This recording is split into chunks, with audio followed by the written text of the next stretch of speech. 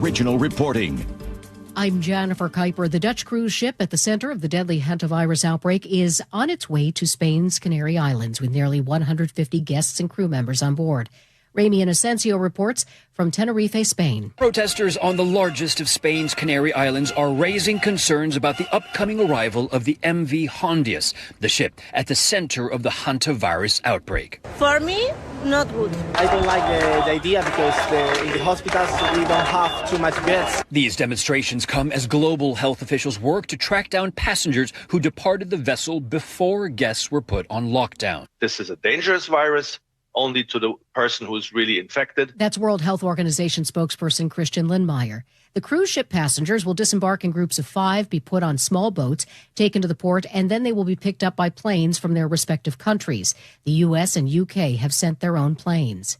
The U.S. is awaiting a response from Iran on a memorandum of understanding. CBS's Weijia Zhang explains. The U.S. did give Iran a memorandum of understanding, which is not exactly a peace proposal. It's basically a deal to start working on a deal. So they would have 30 days to negotiate and really fill in the blanks. President Trump says Ukraine and Russia have agreed to observe a 3-day truce starting tomorrow and a mutual swap of 1,000 prisoners each.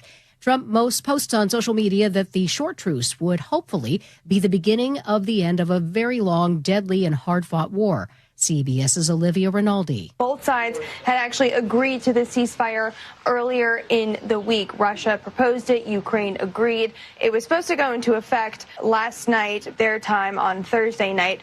And since then, they have both accused each other of violating said ceasefire. The thing that's interesting here is that President Trump says they agreed to it at his request. Also, Ukraine's president has ordered his army not to attack Red Square during Russia's parade tomorrow. A crowd gathered at the Alabama State House as lawmakers approved a plan for new U.S. House primaries if courts allow the state to use different congressional districts in this year's elections. The action came on the same day the Virginia Supreme Court dealt a major setback to Democrats by overturning a redistricting plan that could have helped Democrats win as many as 4 additional House seats. Republican Virginia Senator Ryan McDougal. Today, the court ruled, and as we have been saying from the beginning, you cannot violate the Constitution in order to change the Constitution.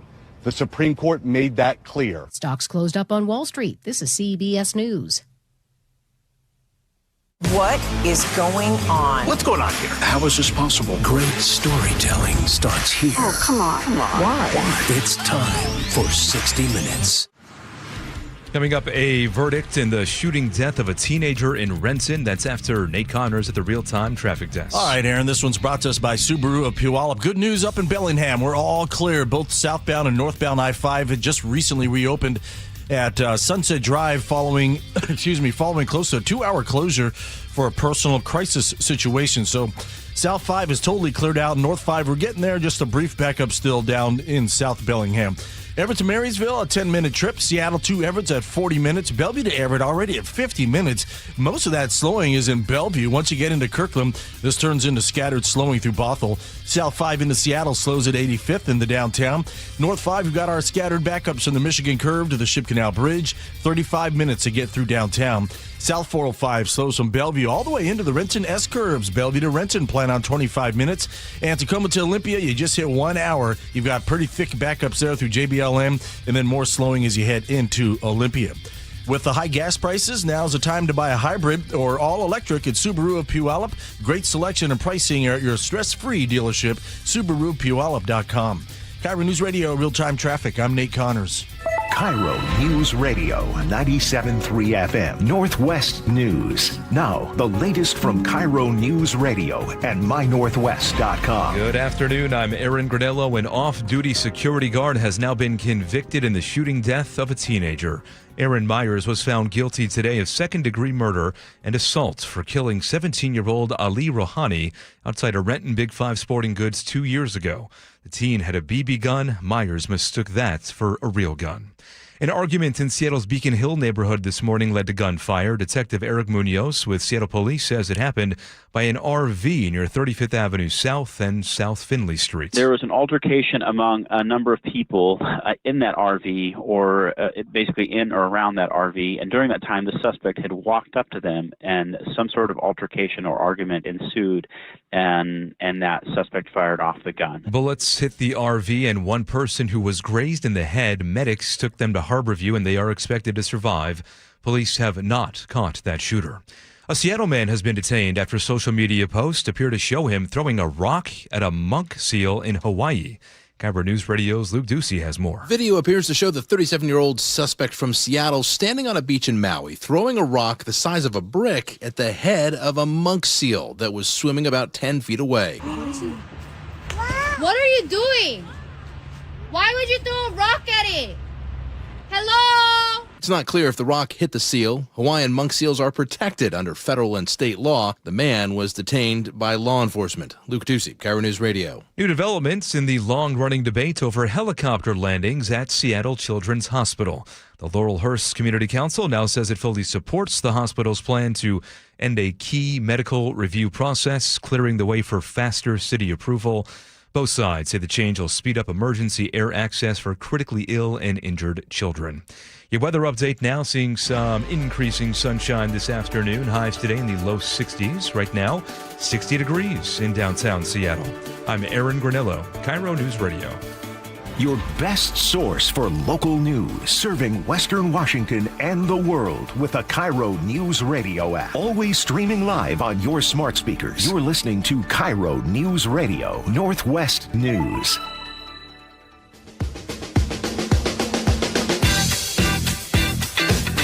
Welcome to the John Curley Show on this glorious Friday afternoon here in the wonderful Pacific Northwest.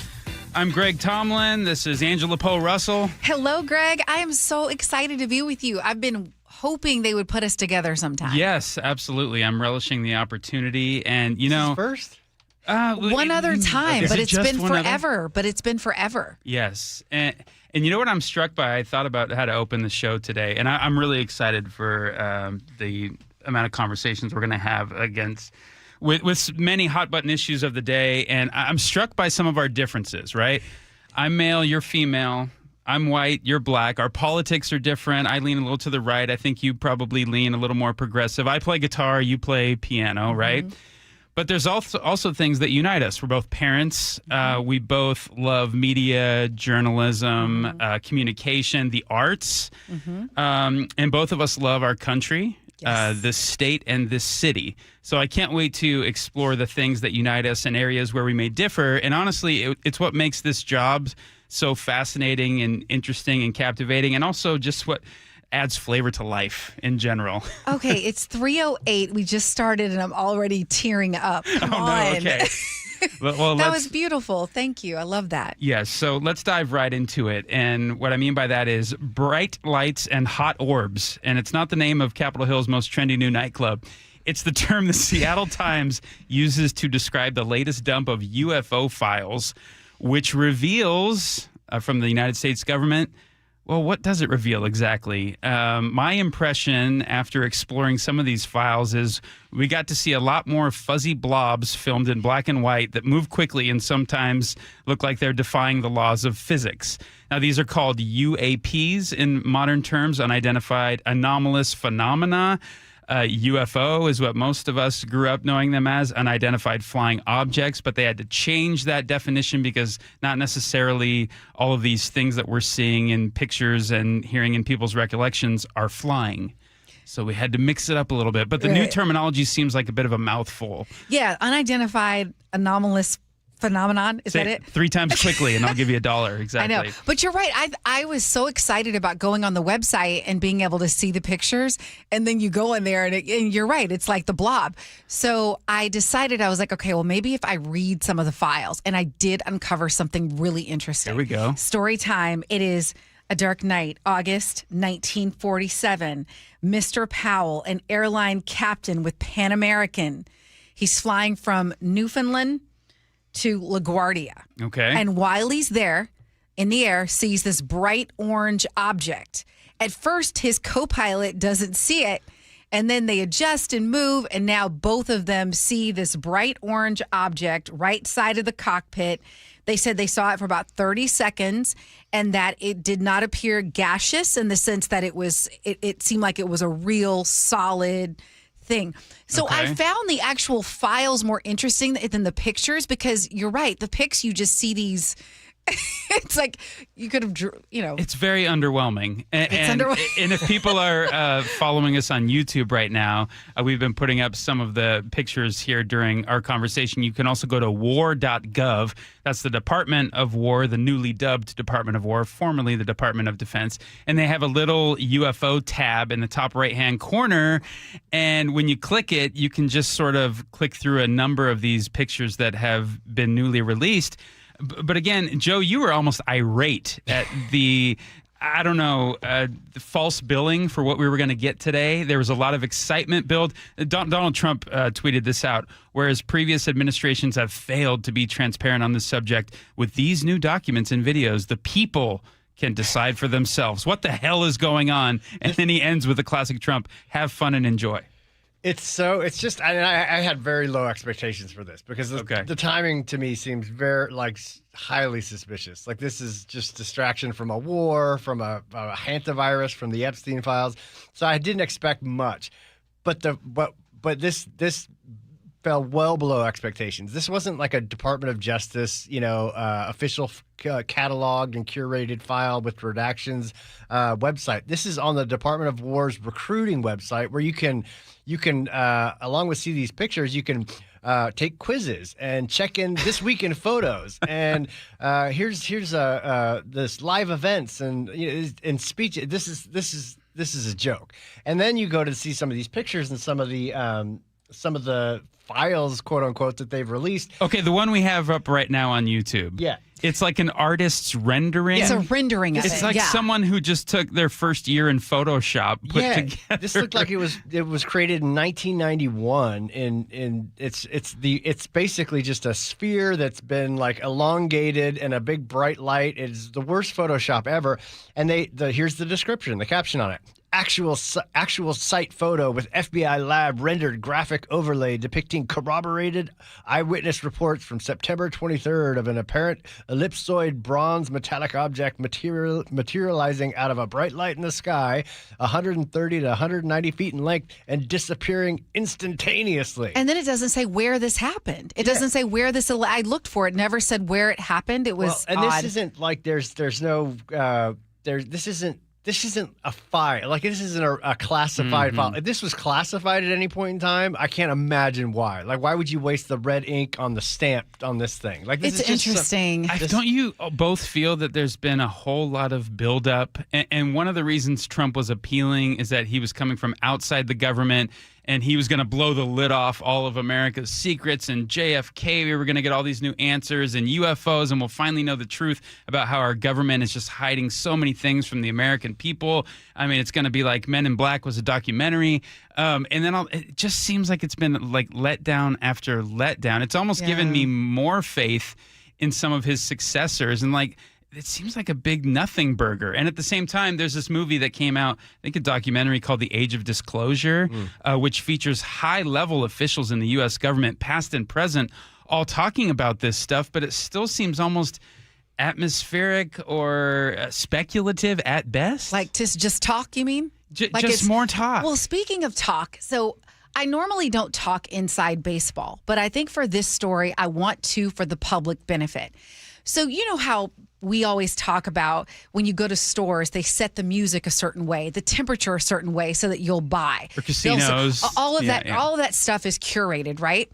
Well, when I went on the site today, the war.org, I noticed something. I don't know if you all noticed it yet. I'm going there now. But in the comms world, because I not only have I done journalism, but I've worked in corporate and I help with comms. And all this stuff is run through their communications channels. So you'll notice on the website, each person in his cabinet, or most of them, have a quote about the release of the files. Okay, each of them has a quote. And you ever see where marketers will like stand on a certain word so that you get that word ingrained in your head? 100%, yes. They kept using the word transparency. Yep. Hegseth, transparency. Trump, transparency. I mean, every single person was using this word, transparency.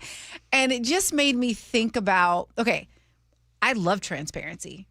Okay, I love it. And if that's what's happening, that's amazing. I love transparency. And at the same time, as you kind of talked about, I remember an old friend of mine used to say, sometimes when people talk about things so much, you have to ask, like, why are you talking about? He called it. Is it from a Shakespeare play? Thou dost protest too loud, but too much. Yep.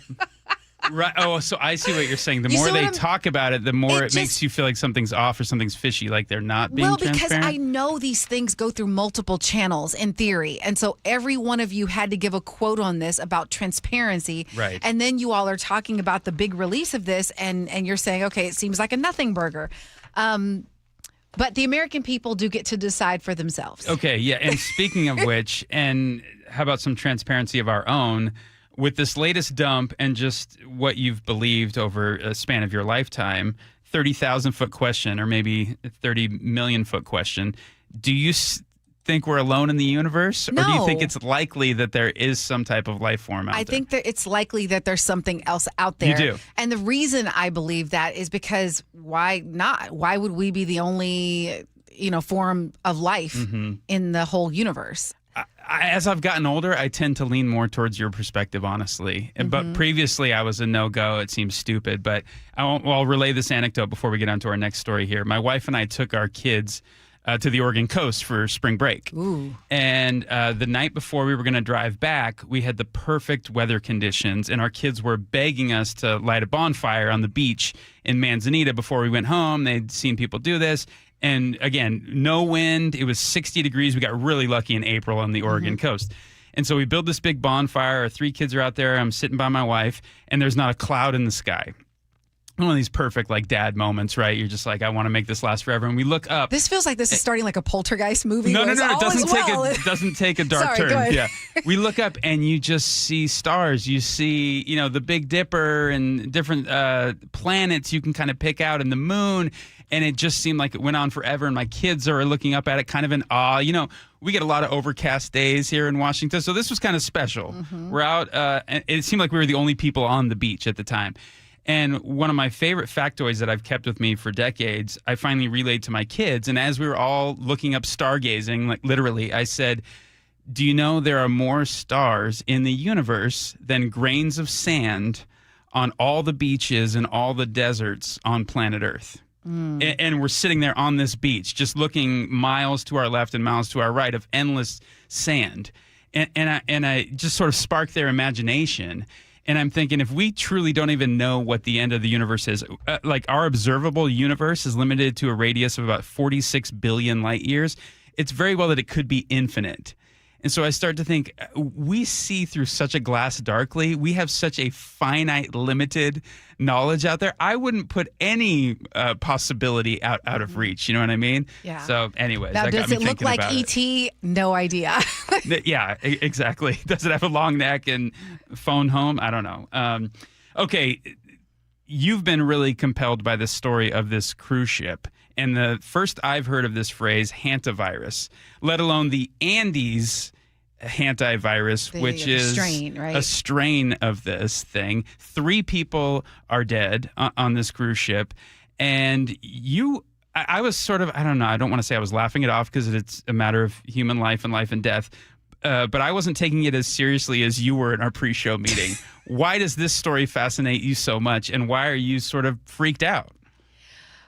Let me just say this. I am not one of those people, I don't go around saying, oh my God, it's trauma this and trauma that.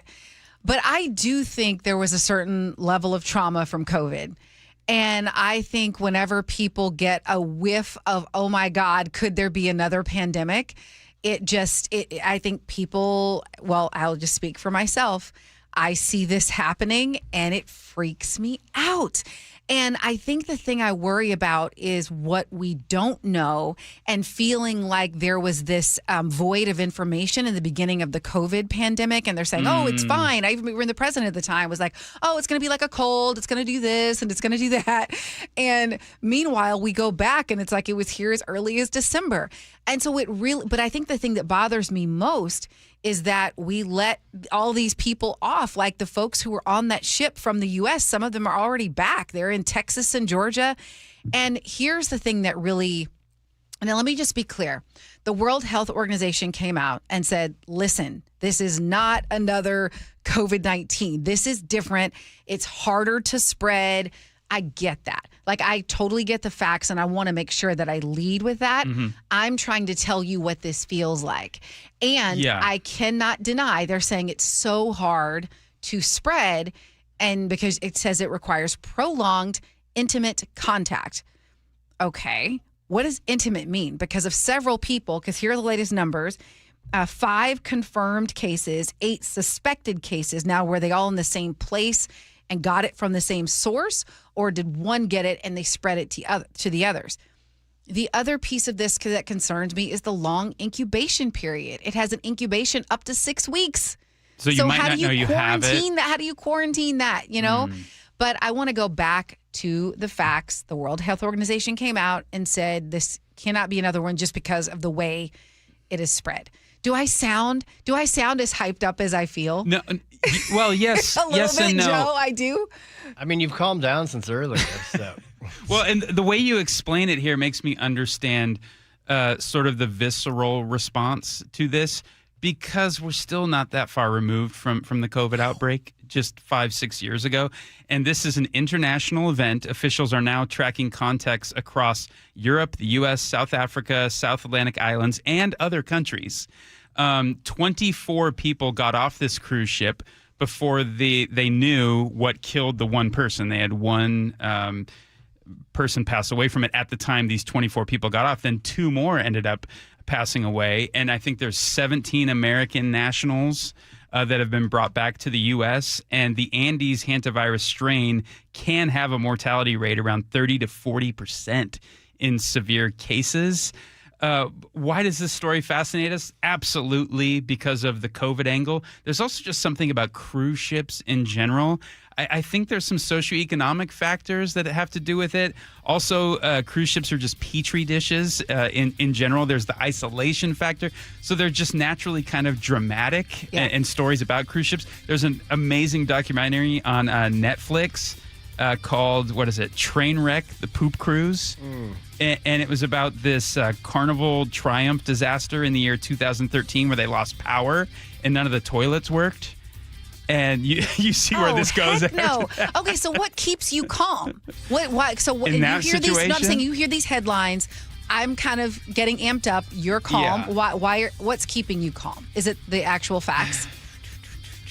Is it the actual facts? That should, right?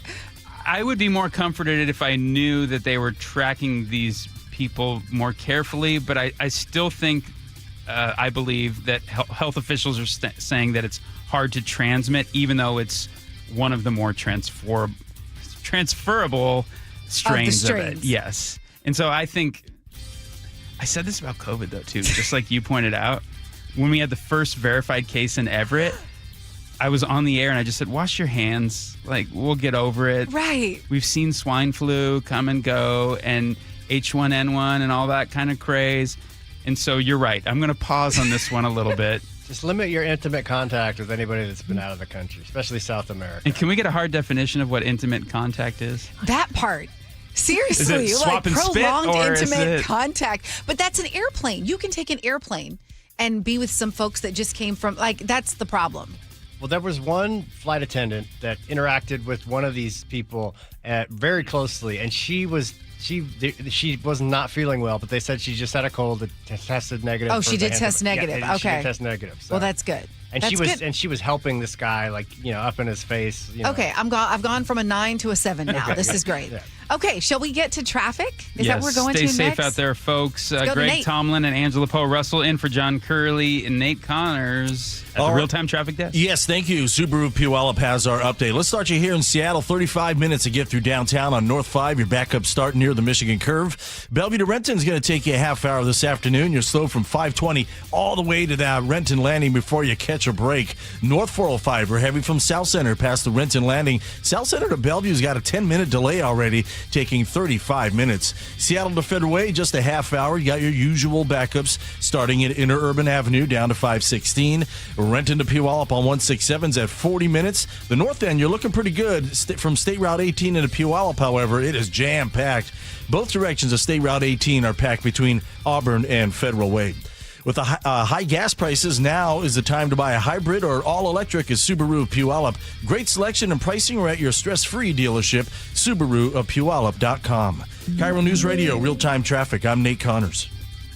We've kind of painted ourselves into a corner. He's the high-ranking Trump official who quit over the Iran war. I don't know if Trump's going to be able to get himself out of it. And now he's sounding alarms. We could easily look at Iraq. Is that not what's waiting for all of us in Iran? The problem is you just magnify everything times 10 because Iran is just so big. Former Director of National Counterterrorism Joe Kent, exclusively on the John Curley Show. See the entire interview on the KIRO Newsradio YouTube channel.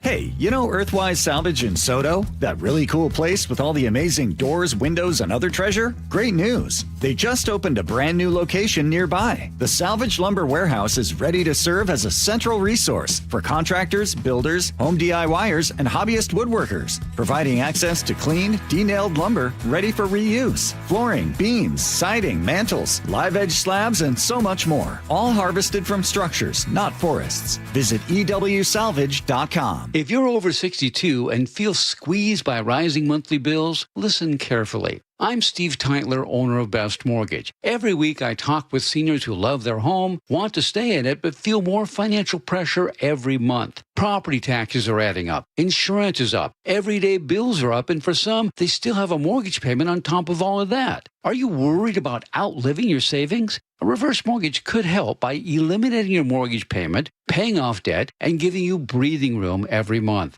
Now, let me be clear, it's not right for everyone. But for the right person, it can be a powerful tool. When you call Best Mortgage for a free consultation, you'll talk directly with me. I'll explain your options and tell you honestly if it makes sense for your situation. If you're 62 or older and want straight answers about staying in your home with less financial stress, call me today, 425-649-6000. Best Mortgage. Honest advice you can trust. 425-649-6000. Guys, did you know your testosterone affects everything in your system, including how you feel and perform every day? Right now, Revive Men's Health Seattle will check your testosterone for free. Knowing your T levels is the first step in understanding if you have low T. Your testosterone level impacts your energy, libido, sleep, weight, hair loss, mood, and even ED. Maintaining an appropriate T level can change your whole life. Most men start to see changes in their hormone levels in their 30s. Experience and results matter. So what are you waiting for? Get your T levels checked today by local, experienced, and trusted men's health experts. They've helped thousands of men since 2011. They're so confident they can help you, they even guarantee it. Call Revive today and schedule your free testosterone test, free exam, and free consultation. Call Revive Men's Health at 206-529-1111. That's 206-529-1111. Or visit ReviveMen'sHealth.com. Endless hours of research, seeking referrals, dozens of calls. Hiring the right attorney can be a challenging process during an already difficult time. J.P. Pendergast with Pendergast Law explains. In Washington State, Tom, there are thousands of attorneys to choose from. Referrals and online research can be helpful, but discovering the right attorney requires a conversation. It can be hard to identify integrity and authenticity without that interaction. So, what do you recommend? We encourage anyone looking for personal injury representation to call for a free consultation with our team before making a decision simply based on referrals or online research. Accident victims need an attorney that listens, demonstrates honesty, and is genuinely understanding of their unique circumstances. The care, attention, and preparation preparation that our firm provides throughout the case mirrors the effort involved when taking on the insurance companies. Save time and avoid mistakes after an injury. Contact the caring and compassionate team at Pendergast Law. If you or a loved one has been injured in a car accident, call Pendergast Law. We can help. Man, I love this place. I've been surfing here since I was a kid. Now, seeing my grandson out on the water, it means everything to me. Watching him and taking in the blue waves, the sea breeze, the blurry horizon.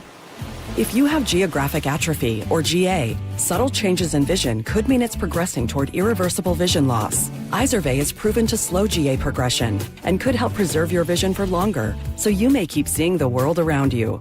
Izervay, or avacincaptad pegol, is an eye injection. Don't take it if you have an infection or active swelling in or around your eye. Izervay can cause eye infection, retinal detachment, or increased risk of wet AMD. Izervay may cause blood in the white of the eye, blurred vision, or a temporary increase in eye pressure. Do not drive or use machinery until vision has recovered after an eye injection or exam. Ask your retina specialist how you can slow your GA with Izervay. To learn more, call 1-855-IZERVAY or go to izervay.com. Paid for by Astellas Pharma. KIRO News Radio 97.3 FM Northwest News. Now, the latest from KIRO News Radio and mynorthwest.com. Good afternoon. I'm Aaron Granillo. Tensions remain high in the Strait of Hormuz as the U.S. and Iran continue to exchange fire today. This comes as negotiations to end the fighting are on hold while Iran considers the latest U.S. proposal. CBS's Olivia Rinaldi has more from the White House. Friday, the U.S. Navy disabled 2 more Iranian tankers that the military says was trying to run its blockade. CENTCOM says an F-18 fired into the smokestacks of the ships, disabling them and keeping them from entering Iran. More than 50 ships have been stopped from entering or leaving Iran as a part of the blockade. Olivia Rinaldi, CBS News, the White House. Labor Department unveils a better-than-expected jobs report with employers adding 115,000 positions last month. Bankrate senior economist Mark Hamrick says there are still more job seekers than open roles. There are signs of stress in the job market. It is just that for 2 straight months, we've had positive jobs creation, not nearly at the remarkably robust levels of previous years, but enough to keep the unemployment rate steady. Jobless rate sits at 4.3%, with some 7 million Americans still looking for work. Nearly 9,000 Microsoft employees have the option to leave their job and take a buyout. KIRO News Radio's Luke Ducey with new details on the company's first ever voluntary retirement package. It's a lump sum of cash, full medical, full dental, and vision for 5 years, and all vested and unvested stock. Employees qualify if their age and their time at the company add up to 70 years or more, and that means 8,750 employees qualify, according to the Seattle Times. Qualified employees have a month to decide whether to stay or go. Washington Governor Bob Ferguson has now been fined by the State Executive Ethics Board for violating ethics law. Board says Ferguson improperly allowed a former top aide to travel with him on a taxpayer-funded state aircraft last year after that aide was no longer employed by the state. Ferguson agreed to pay a $4,000 fine. Half of it is suspended if he avoids additional violations for the next 2 years. Now to the real-time traffic desk at 3:33. Here's Nate Connors. Thanks, Aaron. Getting pretty busy out there. Everett to Marysville has jumped to a 20-minute commute. You're slow from the Boeing Freeway past 528 heading into Marysville. Bellevue to Everett, just under 50 minutes. Seattle to Everett is a 40-minute trip starting in the U District. Prior to the U District, North 5 has scattered backups in the Michigan Curve across the Ship Canal Bridge. It'll take you 35 minutes just to get through these backups. Let's see. Northbound 99 or express lanes will get you past this a little quicker. Bellevue to Renton's shaved off a few minutes since our last report, down to 25 minutes. Still slow from 520 to the Renton Landing. North 405 still heavy from South Center through the S-curve. South Center to Bellevue is going to take you about a half hour. And Tacoma to Olympia has jumped up to an hour and 10-minute commute. We have off and on slowing through South Tacoma. About a 4-mile bumper-to-bumper backup through JBLM now. And then more scattered backups between Lacey and Olympia. KIRO News Radio, real-time traffic. I'm Nate Connors. Thank you, Nate. Your forecast now looking pretty good for the weekend. Increasing sunshine tonight. Highs tomorrow in the low 70s. We'll reach the mid-60s for Mother's Day on Sunday under partly cloudy skies. Right now, 61 degrees in downtown Seattle. I'm Aaron Granillo, KIRO News Radio. your best source for local news. You're listening to KIRO News Radio, Northwest News. Greg Tomlin and Angela Cole Russell in on the John Curley Show. Here are some striking and head-turning numbers for you in just a moment.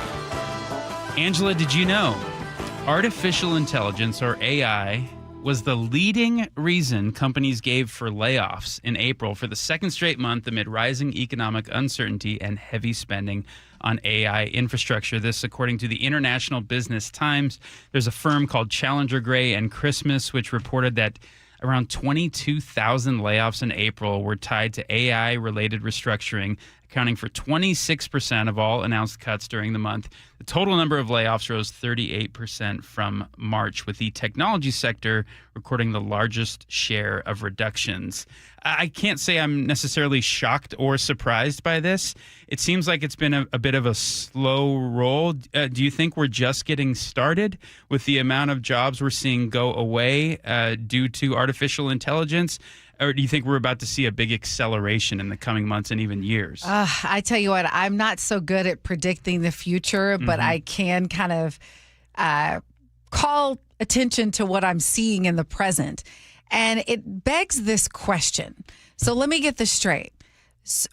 The companies that were laying off, none of them were reporting any major financial losses.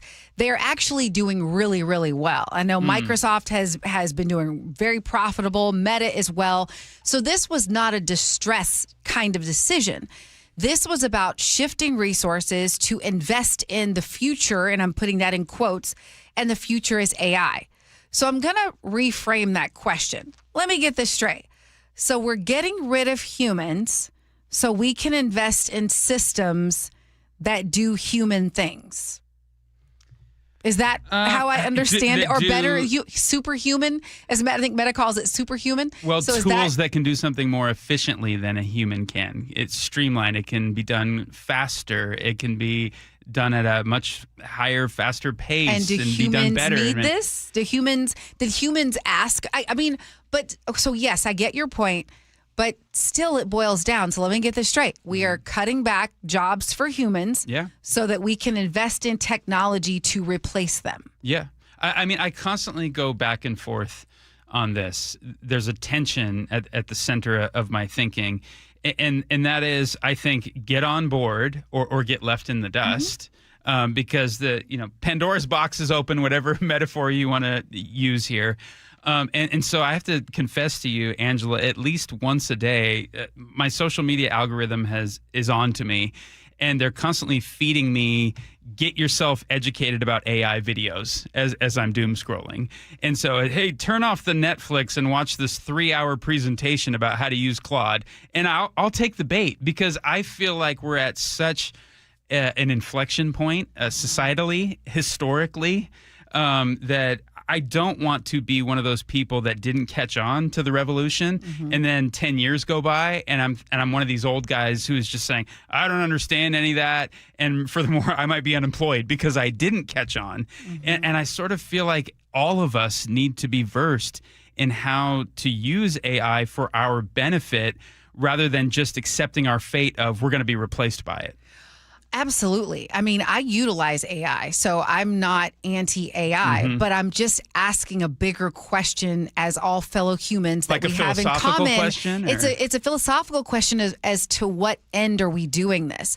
So, because I think about inventions that occurred that have been amazing and ones that occurred that I didn't ask for. And I started making a list, and I was like, okay, would I be willing to get rid of this or get rid of that? So facial recognition, so you don't have to put in the password to your phone. That, like, would you get rid of that? Creepy. I mean, it kind of made us a little lazy because now you don't have to you just put your phone to your face. Do you use it? Yeah, I mean, exactly. It's amazing. I use it every day. Using your phone to, because that's kind of, my point is there have been all kinds of technological inventions that have made life easier, and I'm just wondering what is the benefit. So, all right, now, I can use my phone to pay for things. I mean, so it's a convenience, but to what end do we keep creating this is my point. Can I offer you something? Yeah. Just so the companies that are adopting AI en masse, they're looking at it as a revenue generator. And that revenue is generated by cutting costs on the labor side, whatever that labor is, whether it's so, especially in at this point tech, but at some point it's going to be actual manual labor too. So they are thinking we get to reduce our overhead by reducing our staffing, which goes back to this layoff thing. And so that it's all about money. I totally get that. Yeah, I completely get that. So let me ask you all this question. Mm-hmm. So we embrace this new, I think about we've had other revolutions before. I mean, in our history. Telegram to radio to television absolutely. to We've the had internet. them before. Yeah. This one has huge environmental repercussions. Massive, Because of the data centers that have to be built, electricity. And I'm just saying it's one thing if you're telling me that you're doing this so that we can use AI to sort through data so that we can find a cure for Alzheimer's or for certain types of cancers. But if it's so that I can save your bottom line to create more, AirPods that have cameras, I'm good. I don't think exactly innovation is coming in the name of altruism, right? And for the sake of benefiting our fellow human beings. It's for profit, as every business is. Now, if there's money to be made in that space with, finding a cure for cancer, of course. But I mean, there's no bigger motivation than the profit motive, right? And sometimes it crosses over into more humanitarian arenas, but oftentimes Here's what's not. crazy to me. I'll never forget someone asking me, because I used to be really money focused and how much could I make? And I think it comes from, being at a point in your life where as a kid where you maybe didn't have as much as you wanted. So you work and you make money. And they just said, okay, well, how much is enough? And I was like, that was a really great question, right? And so I see how much these companies are making, how much the CEOs, the executives are making. And with, I think, being so beholden to investors and Wall Street, I don't know that there's a ceiling or a pit. But does there have to be? It doesn't have to is be. Is it a zero-sum game? I think this is an ideological disagreement in part, but AI is going to make things easier, simpler, and turn everybody into an entrepreneur or innovator if they want to be. But I just think that a lot of people aren't riding the coattails of this technology. And I have friends that have been laid off too, already. And I feel like it's probably coming for journalism and media in some ways. It already has. To what extent? I think we'll see that over years and years. But I just have this kind of lingering fear and excitement at the same time that I don't want to miss out. And I think we're past the ground floor part of it. But I think maybe 5% of the population fully grasps or understands that this isn't just a tool to wield for Fortune 500 companies. It's something we could all use right now, but we haven't even begun to scratch the surface of that because we haven't self-educated. And I think the tools are out there. Like I said, the videos are out there. You can find them on YouTube. You can find them on X of brilliant minds that have been in this space for years and years that are willing to share all their secrets or whatever you call them. And if you have an idea, you don't need $1 million to get it up and running anymore. AI can. It's amazing. Your little AI assistant. I mean, you could have a call center set up within 24 hours to start a business, and you can say, "Hey, within the Seattle area, what's an untapped market?" And then you use your little AI assist guy to go build the infrastructure for this type of business and a call center. I mean, you could do that in a day. But I just don't think people have really taken the time to go out and either take classes on it or just watch the videos or read the research happy to do it. Like I said, I use AI on a daily basis. My question is, where does that leave the human race? What do we do for work? I don't know that we've adapt or die. I mean, it sounds. And here's my other thing. And Nate, we're coming. I promise. I actually think we're going to see a renaissance in journalism. That's because of AI. Okay. I think because I want to hear of more it. about that. Yes, we'll talk more about it later. Greg Tallman. We're going to need people. Oh, sorry. Go ahead. Yeah, Angela Poe Russell, thank you so much. Let's send it on over to Nate Connors at the Real-Time Traffic Desk. All right. Thank you. Both directions of Highway 2 are heavy through Monroe this afternoon. Eastbound 2, we've got a 3-mile backup as you head into Sultan. As far as I can tell, this is just volume. No collisions involved in either of these backups. Both of our lake bridges remain clear this afternoon across the lake. Westbound 520, per usual, jams up in Montlake Boulevard over to I-5. North 5, scattered backups in the Michigan Curve across the Ship Canal Bridge. 40 to 45 minutes to get through this. South 5 is heavy coming out of Northgate to I-90. Linwood to Seattle closing in on a half hour. Seattle to Federal Way, just a 25-minute drive with scattered slowing from Interurban Avenue down to 516. Renton to Puyallup on 167. We're pushing 45 minutes. That 3-mile stretch of State Route 18 between Federal Way and Auburn is jam-packed in both directions. And Tacoma to Olympia, plan on a 1-hour trip. KIRO News Radio, real-time traffic. I'm Nate Connors. KIRO News Radio, where you turn for the news you depend on. KIRO News Radio's Luke Ducey is here with more. 24% of businesses are now thinking about leaving Washington. Traffic. We are definitely seeing some slowing through the S-curves. Conversation. We build it, we produce it, we charge for it. And your Super Bowl champion Seahawks. A one-hander! Are you kidding me? Broadcasting live from the KIRO News Radio YouTube channel. KIRO News Radio 97.3 FM. I'm Ed Evans, CEO of Consumer Cellular. You know, the big wireless companies say they have discounts for people over 55, but unless you're willing to sit on hold and ask, you're probably paying more than you should. At Consumer Cellular, there's nothing to hunt down. We're built for people 50 plus with plans starting at just $20. And our 100% US-based customer service actually answers the phone. Call 1-888-FREEDOM or visit consumercellular.com today and get your second month free for a limited time. Taxes, fees, and other third-party charges will apply. See website for additional details. Save $2 when you buy 2 cans of Superior Products Coverall Tire Dressing. Plus, get 4 times O-Rewards points now at O'Reilly Auto Parts. O'Reilly Auto Parts. Support comes from Amazon Business. Unlock smart business buying with fast, free delivery on millions of items and practical AI innovations that automate repetitive tasks so you can make smarter decisions faster. Learn more at AmazonBusiness.com. Hey, John, why don't you tell everybody why you started going to Longevity Medical Clinic? No, I don't want to do that. I can tell you, I started going to Longevity Medical Clinic before I started doing these commercials, but that why I went is not important. Oh, it absolutely is. Okay. I'll tell you. I was a Sammamish City Council member, and whenever they had asked me to do the Pledge of Allegiance, I couldn't make it through the whole thing without crying. I know, it's so dumb. I mean, I know I'm patriotic, but what the heck? So I go into Longevity Medical Clinic, and I explained this to them, that there's something wrong with my hormones or something, and they see the testosterone and the estrogen are all out of balance. We balance all that stuff, and I can do the Pledge of Allegiance without crying. But I've also noticed that I deal with stress a lot better, don't I? Yes, you're a lot easier to live with because you're getting more sleep, you have more energy, you're better organized, and I'm not helping you look for your car keys every morning. Right, because now I've taken the steps to take care of my mind and body. I strongly recommend anybody get the free health analysis at lmclinic.com. That's lmclinic.com. Be advised, this is your opportunity to save up to 40 to 80% on a hot tub or swim spa this weekend only, today through Sunday. Washington State Fairgrounds Event Center. Be advised, this is your opportunity to save up to 40 to 80% on a hot tub or swim spa this weekend only, today through Sunday. Washington State Fairgrounds Event Center. 18-month interest-free financing. Our factories have demanded we sell 1,000 hot tubs and swim spas this weekend. Washington State Fairgrounds Event Center. Huge factory incentives, factory rebates this weekend only. Washington State Fairgrounds Event Center. We can remove your old hot tub.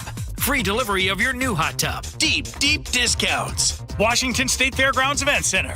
Free delivery of your new hot tub. Just relax and enjoy. Washington State Fairgrounds Event Center. Today, 2 p.m. to 8 p.m. Saturday, 10 a.m. to 8 p.m. Sunday, 10 a.m. to 6 p.m. Free admission. Free delivery. Washington State Fairgrounds Event Center. Call 833-SPA-SALE or visit hottubandSwimSpaSale.com. After 49 plus years in business, all the gear has got to go. Murphy Auctions presents the huge equipment auction of Don Olson Construction and Lee's Sanitation. And this is a big one. Like late model job ready iron, including a 2022 Western Star Super Solo with under 7,000 miles, plus 4 additional dump trucks, and a 2021 Ford F-550 flatbed 4x4 with under 9,000 miles. Excavators, we got them. A 2019 Cat 315 FL, a 2021 Cat 310, plus 14 more. There's 11 Case 580 backhoes, 6 Case 550 dozers, plus pickup trucks, trailers, and a massive lineup of support equipment like buckets, trench boxes, welders, compressors, shop tools, and more. Bidding is open now and starts closing Wednesday, May 13th at 10 a.m. Preview all equipment on site Tuesday, May 12th in Auburn. For photos and all details, check murphyauction.com. murphyauction.com. When you're hiring, have you ever felt like you're missing out on meeting truly great candidates for your roles? It seems impossible to find them, but they have to be out there somewhere, right? Well, they're not hard to find when you know where to go, and that place is ZipRecruiter. And right now, you can try ZipRecruiter for free at ZipRecruiter.com/radio. ZipRecruiter helps 10 million people with their job search every day. And because these people are actively looking for jobs just like yours, it's easy to find the right person right away. In fact, 4 out of 5 employers who post on ZipRecruiter get a quality candidate within the first day. But if you're not using ZipRecruiter, you're missing out. So see what it's like when the impossible is easy. When you go to ZipRecruiter.com/radio right now to try ZipRecruiter for free. Once again, that's ZipRecruiter.com/radio. ZipRecruiter.com/radio. Never miss out on great candidates with ZipRecruiter. Families across Western Washington voted Aegis Living Best Senior Living Community, and Seniorly ranked them #1 in America. See why. Schedule a tour today at aegisliving.com/KIRO and get a special take-home gift. Aegis Living. This must be the place. Hey, Dad, have you heard the news from the U.S. Department of Health and Human Services? No, I haven't. Eggs have climbed higher than ever on the new food pyramid. And that's great news for anyone who loves starting the day strong. Well, at Wilcox Family Farms, we make it easy with our ready-to-eat hard-boiled eggs. They're a delicious, protein-packed snack you can grab on the go. Now ranked higher than ever. Wilcox Family Farms, locally fresh since 1909.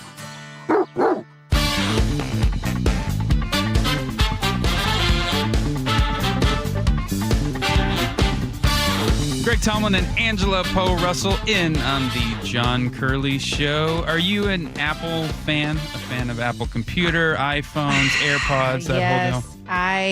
Yes, I am on the Apple train. And do you go wireless headphones or the wired? Oh no, I'm wired. I'm too paranoid about putting stuff in my ear that's going in my brain and is it cooking it? I don't know. Okay, and as a disclaimer, there's no evidence it does that. This is once again me being a little amped up. But here's something some people are amped up about: AirPods with cameras. So the idea of cameras everywhere, it shouldn't surprise us, right? I mean, we know that Meta has the glasses with cameras that can record. We know that we have cameras all in our cars that are recording all kinds of things. But how do we feel about cameras in the AirPods? Now, it's my understanding that the goal of this one is not to actually record video. But how would you describe it, Joe, like in terms of what they're saying it's supposed to do? They will have cameras in them. This is like a next gen that they're just getting out in the final stages of, yeah. But they say it's not to, you won't be being videotaped or recorded as you walk by somebody with headphones on, but it's to improve their noise cancellation feature. So the cameras are going to analyze your surroundings, apparently, and then somehow make a determination as to how that's going to better cancel noise. Yeah. So in one article, it says that they may be able to remind you of objects, like if you are trying to find something, like eggs in the supermarket that you pass by, kind of like a Siri kind of. So it's a little. I mean, so how do we feel about this? One of my favorite commentaries, I love a great commentary. I love Charlie on Seattle's Morning News, love his. And so Bill Maher had one basically on all these inventions that we never asked for. And do we really like them? So is this one that you would say, yes, I'm so glad. It's low resolution view of the world. So it's not the same as the Meta AI glasses, but this is giving you some kind of visual reference if you're driving or...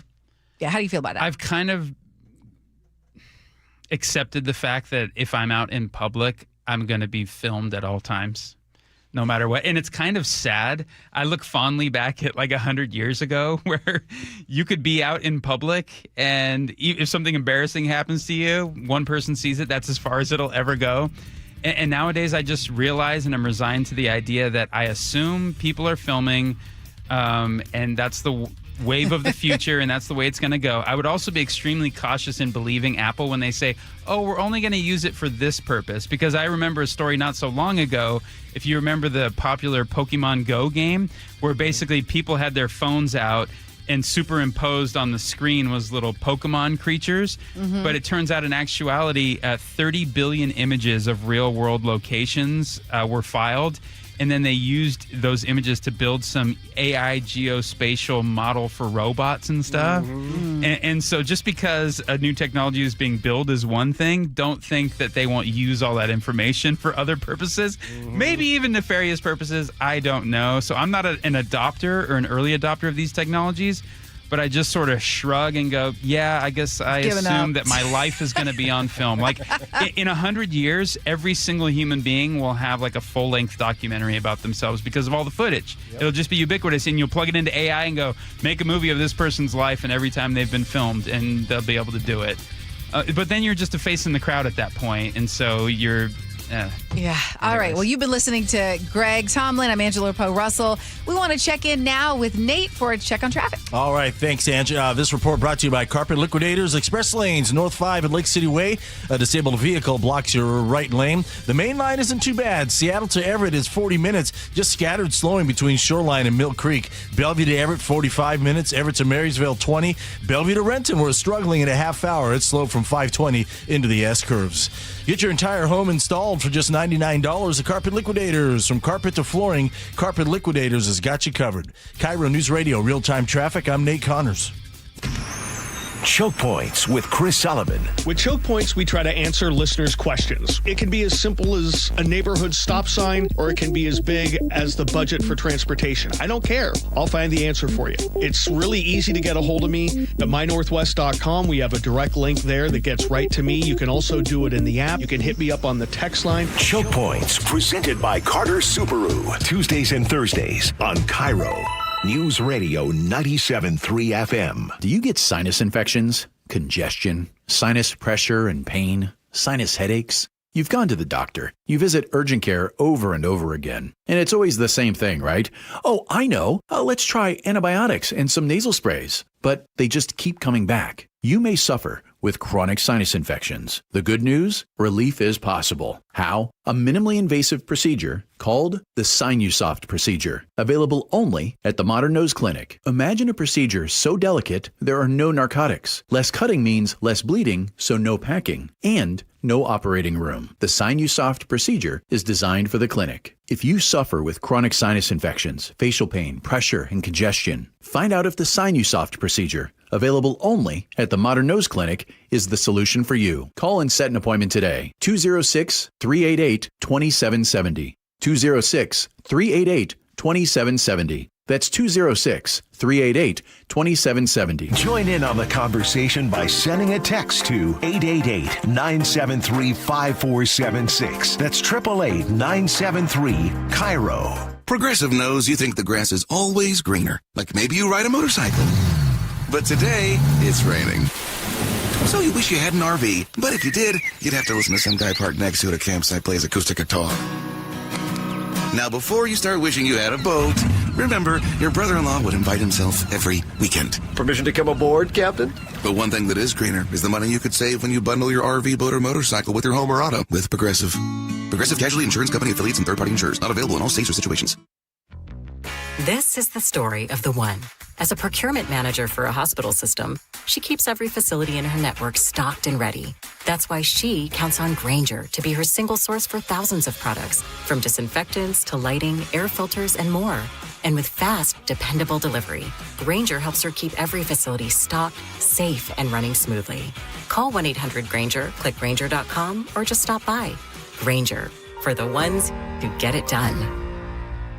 The throw to first, and it's in time. Holy smokes, what a play by J.P. Crawford. At T-Mobile Park, you've always got the best seat in the house. But if you're looking for a truly golden view, look no further than the seats on the first baseline, a.k.a. Trident-Town. Post up behind the Mariners dugout, and you get a great view of Logan Gilbert, Brian Wu, and our entire rotation at work. Swing and a miss. Fastball upstairs, blew it by him, strike three. Not to mention the best view of the best home run celebration in baseball. When the Trident goes up, you know a party's going down. It is gone! Julio! Mariners baseball. Trident's up. The Mariners' upcoming giveaway lineup is stacked. Hello Kitty clear crossbody bags May 15th. Thanks to Starbucks. Salute to Armed Forces military caps May 16th. Thanks to Boeing. And Josh Naylor's Mariners bobblehead debut May 18th and 19th. Brought to you by Western Washington Toyota Dealers. Get tickets at mariners.com. The Camping World Ultimate RV Show is coming to Angel of the Winds RV Resort in Seattle. Parking and admission are free. Join us May 14th to the 17th to shop special show pricing on over 200 fully staged new and used RVs. Get an exclusive first look at new models. Check out the latest gear and accessories. Bring the family to enjoy our Kids Zone and enter to win a new RV. Don't miss the Ultimate RV Show in Seattle, May 14th to the 17th. We'll see you there.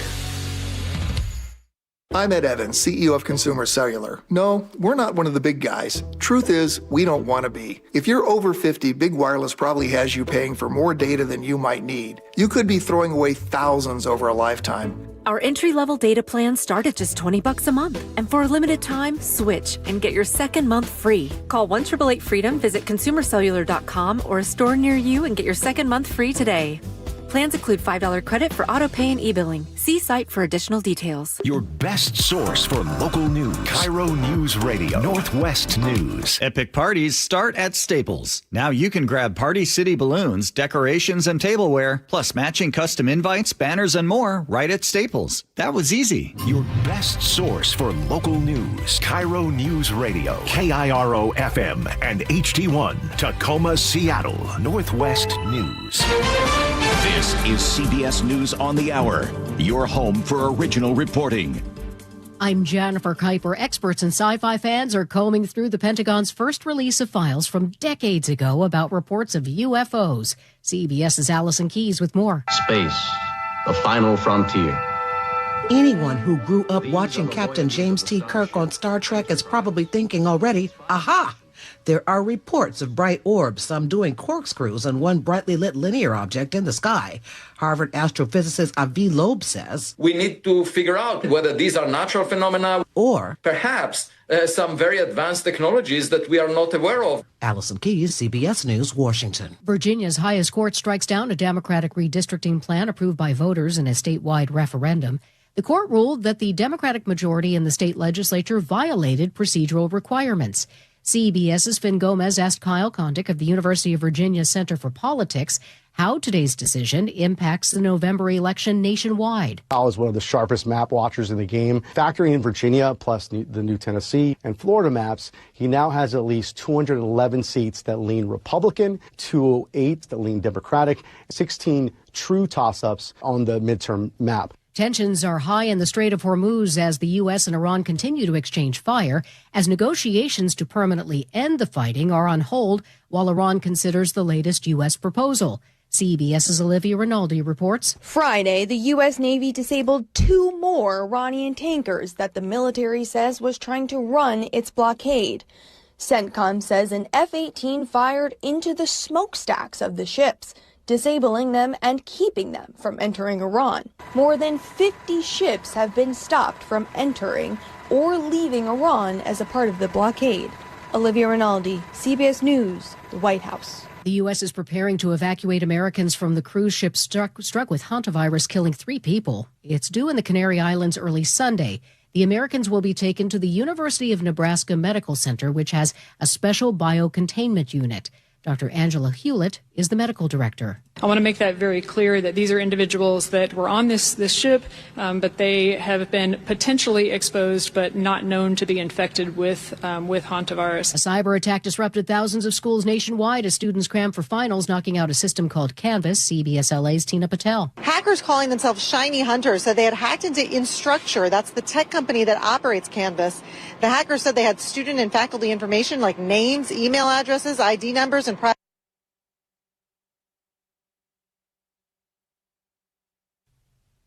What is going on? What's going on here? How is this possible? Great storytelling starts here. Oh, come on. Why? It's time for 60 Minutes. $5,000. Coming up, a verdict reached in the shooting death of a teen outside a Big Five. That's after Nate Connors at the real-time traffic desk. Thanks, Aaron. Subaru of Puyallup has our update. We cleared our stall from the express lanes at Lake City Way. The main line, Seattle to Everett, looking pretty good this afternoon as well at 40 minutes. Once you get over the Ship Canal Bridge, we're seeing just scattered slowing between Shoreline and Mill Creek. There's more clearing than slowing here. Bellevue to Everett, 45 minutes. You're slow through Kirkland. You're going to clear out through Totem Lake and then slow again between Bothell up to the Alderwood interchange. So South 5 heading into Seattle is heavy coming out of Northgate down to I-90. It's about a half hour from Linwood into downtown. North 5 backups from the Michigan Curve across the Ship Canal Bridge, 40 minutes just to get through downtown. Bellevue to Renton, a half hour. You're slow from 520 all the way down to into the S-curves really in Renton. Tacoma to Olympia, an hour and 5 minutes today. You've got scattered slowing through South Tacoma, a 4-mile bumper-to-bumper backup through JBLM starting near Gravely Lake Drive, and growing backup between Lacey and Olympia. With the high gas prices, now is the time to buy a hybrid or all-electric at Subaru of Puyallup. Great selection and pricing are at your stress-free dealership, SubaruofPuyallup.com. KIRO News Radio, real-time traffic. I'm Nate Connors. KIRO News Radio, 97.3 FM, Northwest News. Now, the latest from KIRO News Radio and mynorthwest.com. Good afternoon. I'm Aaron Granillo. An off-duty security guard who shot and killed a teenager in 2024 has been found guilty of second-degree murder and second-degree assaults. KIRO News Radio's James Lynch with details. The verdict for 52-year-old Aaron Brown Myers came down just before noon. He was convicted of killing 17-year-old Ali Rahani outside a Renton Big Five sporting goods store after mistaking the teen's airsoft gun for the real thing. Here's Casey McNerthney with the King County Prosecutor's Office. It was important to show the facts in this case, and we're very pleased with the jury's verdict. We thank the jury for their service. Myers faces 28 years in prison when sentenced in July. In Kent, James Lynch, KIRO News Radio. Gunfire late this morning in Seattle's Beacon Hill neighborhood. This happened just before 11 near 35th Avenue South and South Finley Streets. Seattle Police Detective Eric Munoz says about an hour later, sheriff's deputies found that victim in White Center. And he was suffering from a grazed gunshot wound to the head. Not a serious injury. Back at the scene in Seattle, police found an RV that had been hit by gunfire. The shooter, however, has not been caught. A campaign to repeal Washington's new income tax on millionaires is moving forward. Founder Brian Haywood with Let's Go Washington tells the Jason Ranch Show on Seattle Red, one initiative would send the issue to voters, the other would send it through the legislature. We're ready to go rock and roll. We got these titles. We're okay with the titles that they gave us. But they are still trying to decide which one to go for before they start collecting signatures to repeal that tax. Seattle Mariners get their leadoff man back. What a swing by Brendan Donovan. Donovan now off the injured list after missing nearly 3 weeks with a muscle strain. He is back in the lineup tonight as the Mariners begin a 3-game series with the White Sox in Chicago. And the Seattle Storm open their season at home tonight against the Golden State Valkyries. Tip-off at Climate Pledge Arena is at 7 p.m. Your weather update now. We are seeing some increasing sunshine tonight. Tomorrow, more afternoon sunshine and some clouds for Mother's Day, but pleasant temperatures. Highs will be in the mid-60s on Sunday. Right now, 63 degrees in downtown Seattle. I'm Aaron Granillo, KIRO News Radio. Your best source for local news, serving Western Washington and the world with a KIRO News Radio app. Always streaming live on your smart speakers. You're listening to KIRO News Radio, Northwest News.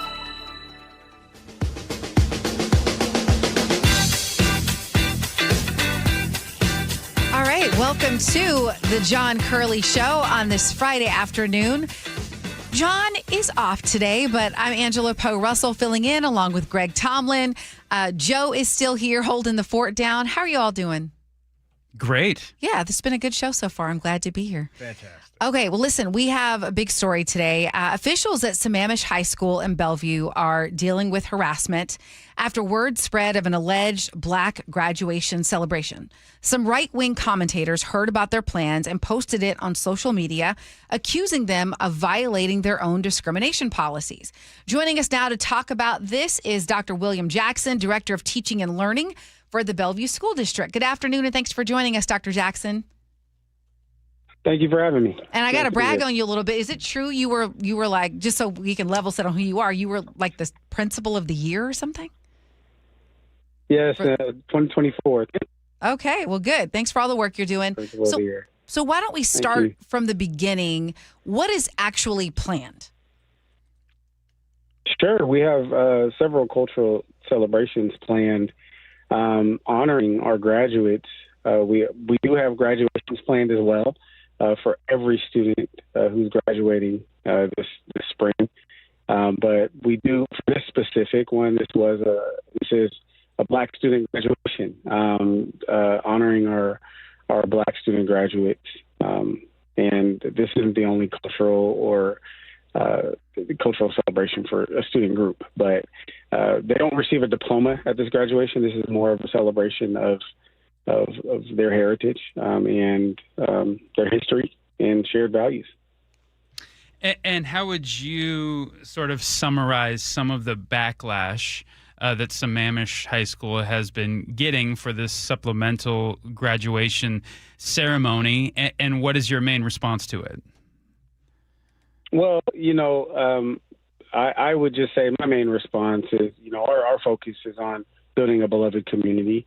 The backlash that's I don't want to spend too much time on that, but it has been there has been some focuses on describing it as potentially being divisive, but I'd argue that it's the opposite. It's inclusive. It honors the history, reinforces shared values, and offers space to honor their heritage. And our goal is to build a beloved community, and that's rooted in Dr. King's vision of inclusivity, love, and end of marginalization.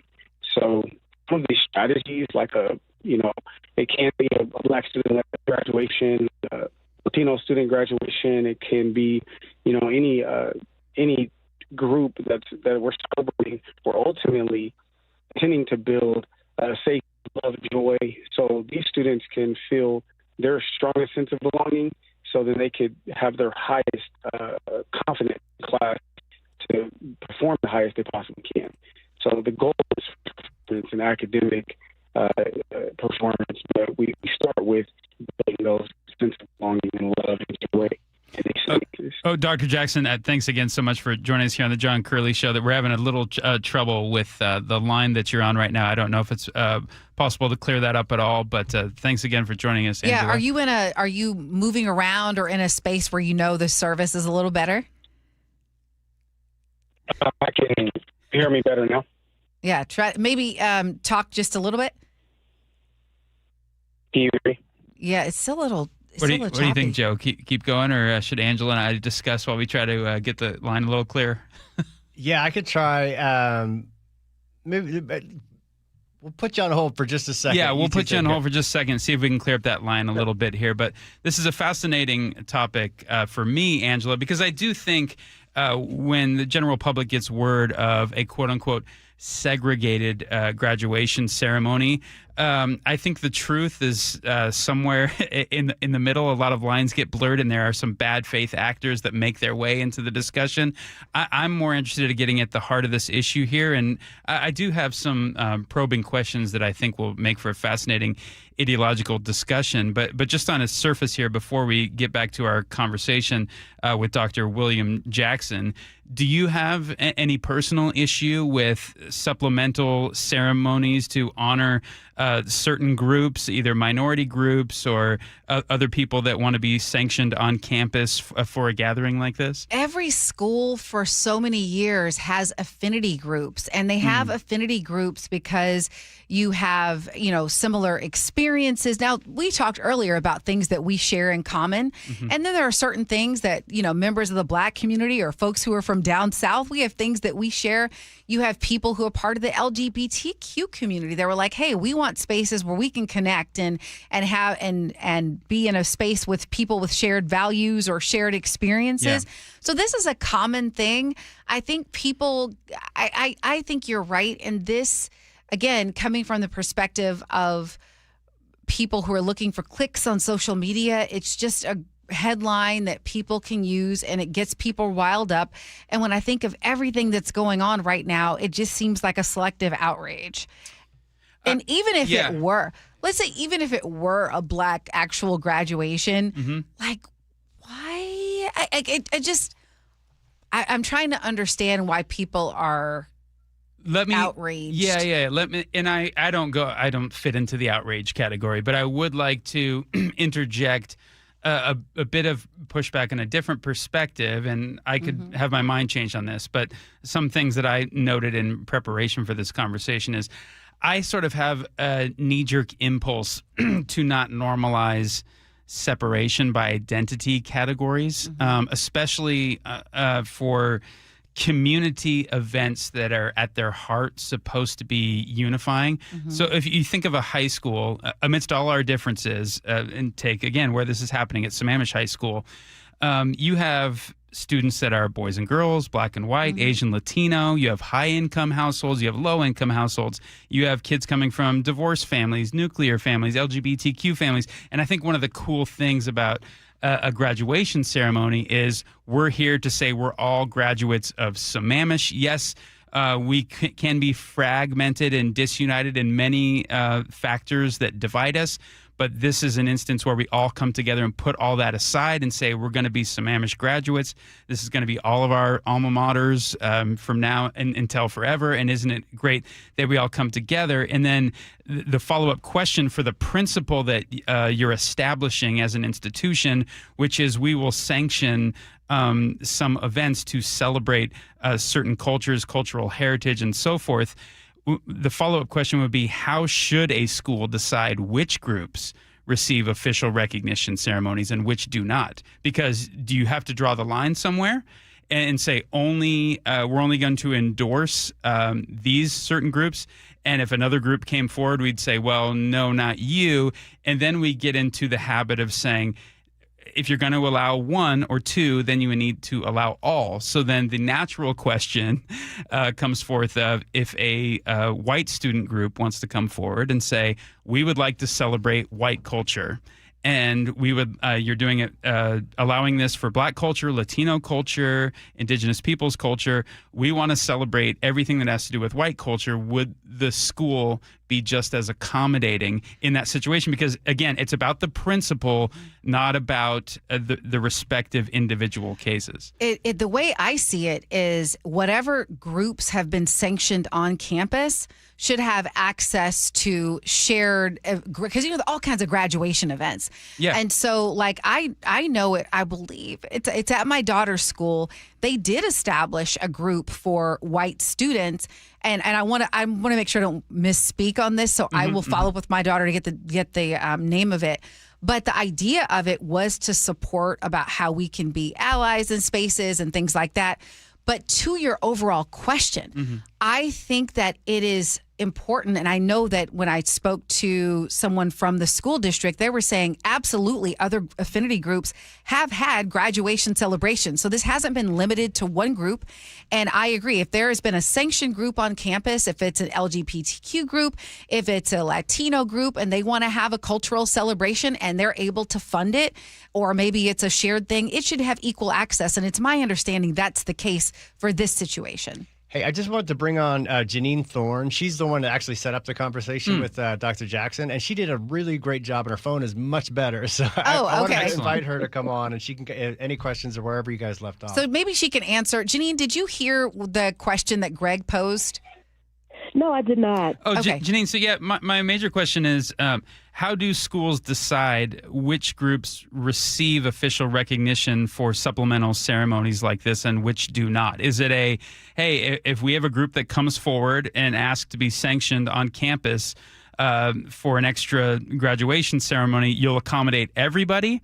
Or is there a line that's drawn with certain groups as opposed to other groups?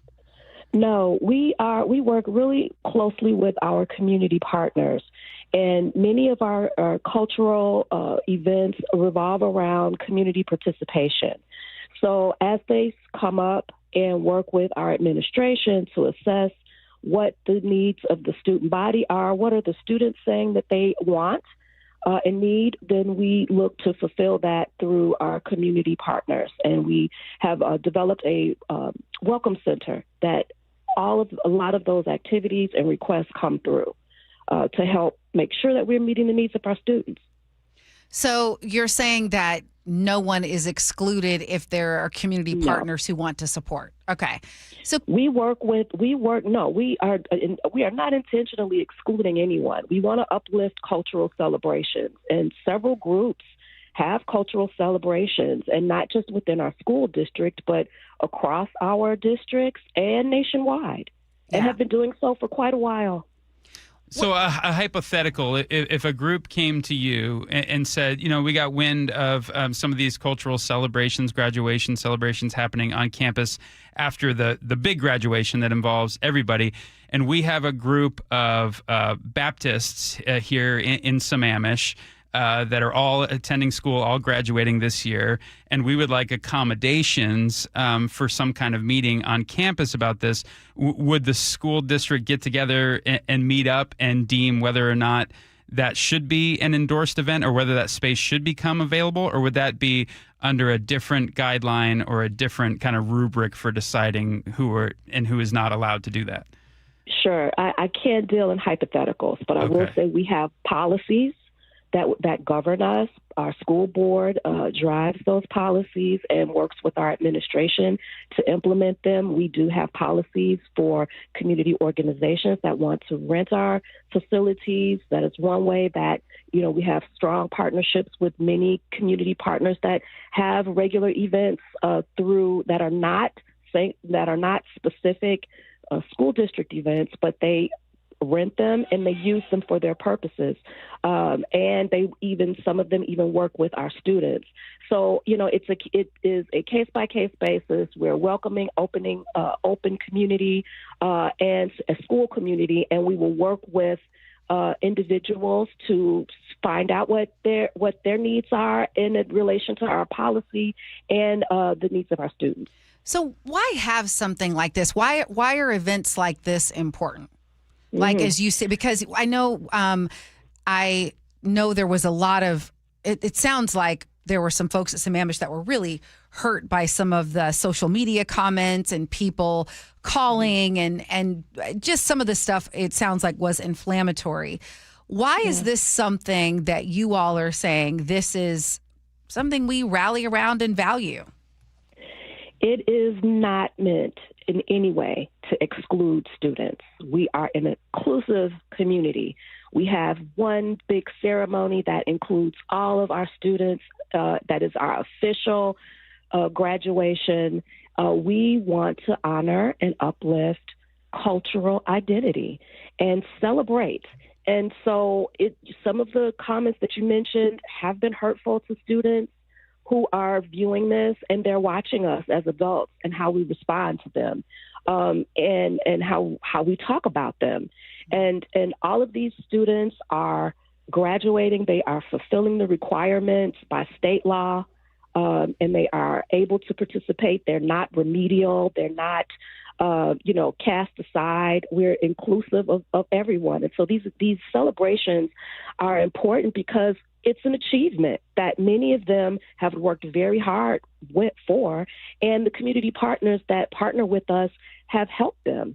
And it's just been an enriching opportunity to have their names pronounced and their cultures from other countries of either African descent or Latin descent, or if they may have a neurodivergent background or a differently abled, to have that moment to just have the spotlight on them is just something to be applauded, and not anything for us to, unfortunately, those that feel that it is negative. That's why we wanted to, just really make information plain and let people know that this is something that is up to uplift and highlight students, and not anything to segregate. Anyone is welcome if they register and come through the process, and they really have the intent to honor and cheer these students on who've gone through the K-12 system and shown themselves to be, to be accredited, to be able to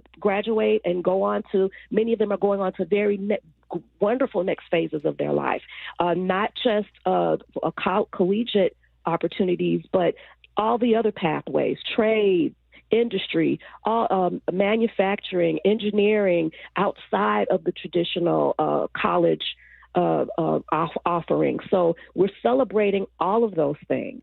And I'm glad our community, the majority of our community, embraces it. Janine, thank you so much for your time and the way you articulate your points here very thoughtfully and carefully. We really appreciate it.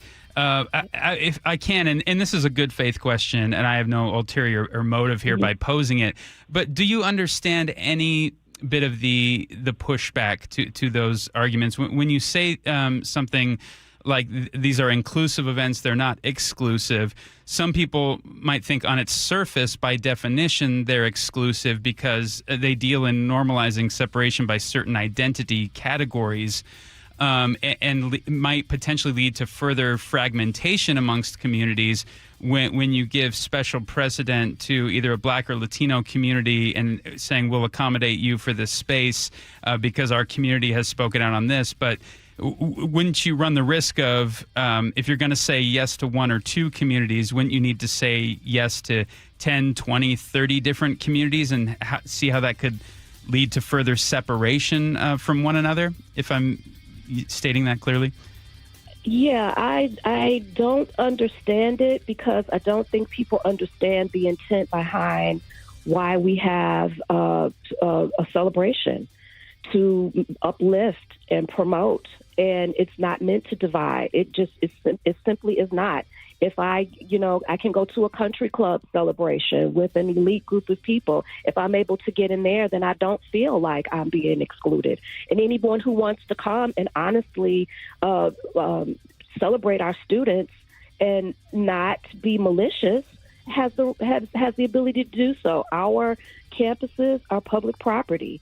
And so, and they're public. It's a public institution. So we welcome people and we don't exclude. So I can't understand people who don't understand that fact. Janine Thorne, Chief of Communications for the Bellevue School District. Thank you so much for the time. I really appreciate it.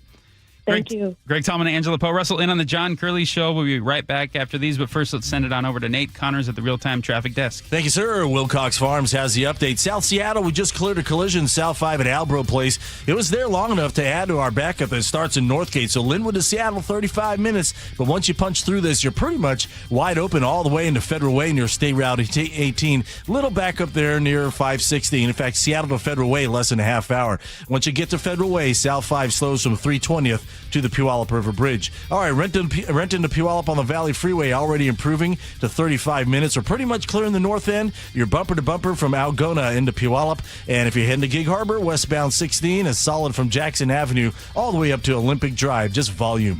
For a convenient, healthy snack on the go, look for ready-to-eat Wilcox hard-boiled eggs. Find Wilcox eggs at Costco, Metro Market, Safeway, and other local grocers. KIRO News Radio, Real-Time Traffic. I'm Nate Connors. The G and Ursula Show. This was an incredible weekend. That sun was peaking and speaking. Weekdays 9 to noon. I messed up though, Ursula, last night. What happened? I didn't turn the ACs on. Woke up around 12 a.m. Then I was looking for like a new pillowcase because we got the winter ones on still. And so I had to go in another room and grab another pillow. You weren't ready for the summer temperatures. No. On KIRO News Radio. Watch live or later on the KIRO News Radio YouTube channel. Why'd I go to the doctor? Working on the farm, my heart kept skipping a beat. I didn't think much of it, but my daughters made me get checked out. Turns out I have atrial fibrillation, which increases the risk of stroke about 5 times. Symptoms like irregular heartbeat, heart racing, chest pain, shortness of breath, fatigue, or lightheadedness can come and go. But if it's AFib, the risk of stroke remains. If you have symptoms, contact a doctor. I'm so glad I did. Visit notimetowait.com. Sponsored by Bristol-Myers Squibb and Pfizer. An official message from Medicare. I turned 65 this year. I knew it was time to figure out Medicare, and I had questions, like when to enroll and how to enroll. So I went straight to the official source, Medicare.gov, to get the facts about Medicare. I found answers to all my questions, and I'm ready to get started. And so can you. Just go to Medicare.gov to get the real facts about Medicare. Paid for by the U.S. Department of Health and Human Services. How does your roof look after this winter? Justin Shirley, CEO of State Roofing and Exteriors. Spring into action today. Save $3,000 on a new roof, siding, deck, or windows. Call 866-ROOF-ROOF or visit stateroofing.com. I just can't dig it. Dig what? My water line. Needs replacing? And I don't want digging in my yard. And maybe your driveway. Can't dig it. Don't dig it. But how do you? Apollo Plumbing replaces water lines without digging up your yard. You're Dan. From the Ready Right Now plumbers. Apollo Plumbing. Our trenchless technology replaces water and sewer lines. Without digging up my yard? 2 little holes is all it takes. Sounds better. Faster, too. And my yard? Like we were never there. Sounds spendy. Not so much. Oh? In the end, about the same as that messy digging you don't want. How do you figure? Think about that landscaping you love. Yeah? Trenchless means you won't be paying to replace it. Or my driveway. We run everything underground. Trenchless? Do them all the time. How about... Easy payments? Yeah. With approved credit. Sure thing. When can you get started? We are the Ready Right Now plumbers. Love that. Apollo Plumbing, trenchless waterline replacement. Sewer lines, too. Can you dig that? That I can. ApolloPlumbing.com. Be advised, this is your opportunity to save up to 40 to 80% on a hot tub or swim spa. This weekend only, today through Sunday. Washington State Fairgrounds Event Center. Be advised, this is your opportunity to save up to 40 to 80% on a hot tub or swim spa. This weekend only, today through Sunday. Washington State Fairgrounds Event Center. 18-month interest-free financing. Our factories have demanded we sell 1,000 hot tubs and swim spas this weekend. Washington State Fairgrounds Event Center. Huge factory incentives, factory rebates, this weekend only. Washington State Fairgrounds Event Center. We can remove your old hot tub. Free delivery of your new hot tub. Deep, deep discounts. Washington State Fairgrounds Event Center. Free delivery of your new hot tub. Just relax and enjoy. Washington State Fairgrounds Event Center. Today, 2 p.m. to 8 p.m. Saturday, 10 a.m. to 8 p.m. Sunday, 10 a.m. to 6 p.m. Free admission. Free delivery. Washington State Fairgrounds Event Center. Call 833-SPA-SALE or visit hottubandSwimSpaSale.com. Clogged gutters? Not anymore. K-Guard by Guardian keeps leaves out, water flowing, and your home protected year-round. No maintenance, no rust, just lasting peace of mind. Guardian Roofing, the original Make Your Roof Last company. Visit GuardianRoofing.com. Guys, did you know your testosterone level impacts your energy, libido, sleep, weight, hair loss, mood, and even ED? And right now, Revive Men's Health Seattle will check your testosterone for free. They've helped thousands of men since 2011 feel and perform better. They're so confident they can help you, they even guarantee it. Schedule your free testosterone test, exam, and consultation today. Call 206-529-1111. That's 206-529-1111. Or visit ReviveMen'sHealth.com. Check engine or ABS light on? Take the guesswork out of your warning lights with O'Reilly Veriscan. It's free. Ask for O'Reilly Veriscan. O'Reilly Auto Parts. Support comes from Amazon Business. Free your team from time-consuming procurement tasks. Discover smart business buying where unmatched selection meets AI-driven tools to simplify complex processes so you can focus on what matters most. Learn more at AmazonBusiness.com. Now that Wendy's has these new biggie deals, everyone in the family can get what they're craving, from nugs to JBCs. The parental units can get an $8 biggie bundle, the eldest who think they're so grown can get a $6 biggie bag, and the little one who can do no wrong can get a $4 biggie bites. You know, assuming they have a credit card. No, I'm kidding. We take cash too. 4, 6, and $8 biggie deals for the whole family. Only at Wendy's. Price and participation may vary. Single items at regular price. Prices may be higher in Alaska, California, and Hawaii. KIRO News Radio 97.3 FM Northwest News. Now, the latest from KIRO News Radio and mynorthwest.com. Good afternoon. I'm Aaron Granillo. A waterfront construction project is on hold in Seattle's Leshai neighborhood. Businesses complained the project was blocking off some coveted parking spots ahead of the busy Mother's Day weekend. And the owner of Blue Water Bistro tells KIRO 7 TV's Eric Thomas it all led to some unintended and painful consequences. That's because a woman was walking up these stairs just the other day, an elderly woman, to meet her friends for lunch when she slipped and fell, breaking her arm in 2 places. That's because she couldn't get to the handicapped parking spaces that are right next to the door of Blue Water Bistro here. I called EMTs in Seattle Fire Department. They were here in minutes, but of course they couldn't get in the lot either. So they had to park off site and bring a stretcher in. All that parking has since been cleared up. A Seattle man now under investigation after a social media post showed him throwing a rock at a monk seal in Hawaii. What are you doing? Why would you throw a rock at it? Hello? State conservation officers detained a 37-year-old on the island of Maui. Hawaiian monk seals are protected under federal and state law. State leaders here are calling for more federal dollars for more ferry boats. Democratic U.S. Representative Emily Randall has introduced the Bipartisan Ferries Act. Being able to rely on constant and steady funding for our ferries is so important.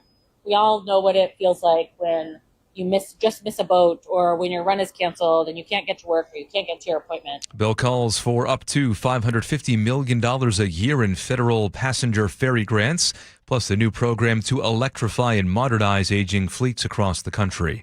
New details now on Microsoft's voluntary retirement offer. Eligible employees could walk away with a cash lump sum. KIRO News Radio's Luke Ducey says the buyout depends on your role and tenure at the company. That lower tier worker would get between $100,000 and $120,000, a director level somewhere between $130,000 and $150,000 in a lump sum before taxes. That $150,000 after taxes is about $100,000 is what you would get in cash. You'll also get full medical, dental, and vision for the entire year, plus all vested and unvested stock. The plan first reviewed by the Seattle Times. Now to the real-time traffic desk. Here's Nate Connors. Thanks, Aaron. Well, I think we've peaked. We're starting to already thin out across the board. Plan on 40 minutes, however, to get through downtown Seattle still. This one hasn't budged for a while. North 5 is backed up from the Michigan Curve to the Ship Canal Bridge. South 5, we're packed from Northgate to the West Seattle Bridge from an earlier collision down at Albro, so we're already improving, but Linwood to Seattle still struggling at a half-hour commute. Bellevue to Renton's going to take you right around a half hour, and you're slow from 520 all the way into the Renton S-curves. Tacoma to Olympia, give yourself an hour. You got a 4-mile thick backup through JBLM, and then scattered backups from Lacey into Olympia. Got a big backup on westbound 16 heading out toward Gig Harbor, bumper to bumper from Jackson Avenue up to Olympic Drive. I've been looking for any blocking issues, not finding it. I think this is just the drivers heading directly into the sun. Westbound 900, we're jammed up from Cougar Mountain all the way over to the East Renton Highlands. That's about a 4-mile backup there. KIRO News Radio, real-time traffic. I'm Nate Connors. Thank you, Nate. Your forecast now, seeing increasing sunshine this afternoon. Highs tomorrow in the low 70s, and Mother's Day, Sunday, not too bad. We'll see highs in the mid-60s, partly cloudy skies, and maybe some light showers by Sunday nights. Right now, 63 degrees in downtown Seattle. I'm Aaron Granillo, KIRO News Radio. Your best source for local news. You're listening to KIRO News Radio, Northwest News. Spring showers, more like spring sprinkles, downpours, hailstorms, cold snaps, flooding, and even sometimes a little sun. Spring in Western Washington changes day to day, even hour to hour. That's why you need experts who have decades of experience and the right tools to keep you weather ready. Watch KIRO 7 pinpoint weather forecasts in every newscast and on the KIRO 7 apps for your phone or TV. All right, this hour brought to you by Bucky's Auto Repair. Thank you so much for listening. Greg Tallman and Angela Poe Russell in on the John Curley Show. I'm going to call an audible for just a moment here. Don't be too afraid. I'm sure you will have something to say about it. I didn't prep for this either, but I had to say a few words about this guy that threw a rock at a seal in Hawaii, which has just been dominating what is wrong with people? The airwaves today. But is it death penalty? Do we give the electric chair to this guy? The attention given to this story has been a little bit mind-boggling to me. I would never be one to hurt an animal. I've never understood why people go out of their way to try to hurt an animal, let alone an innocent monk seal like this.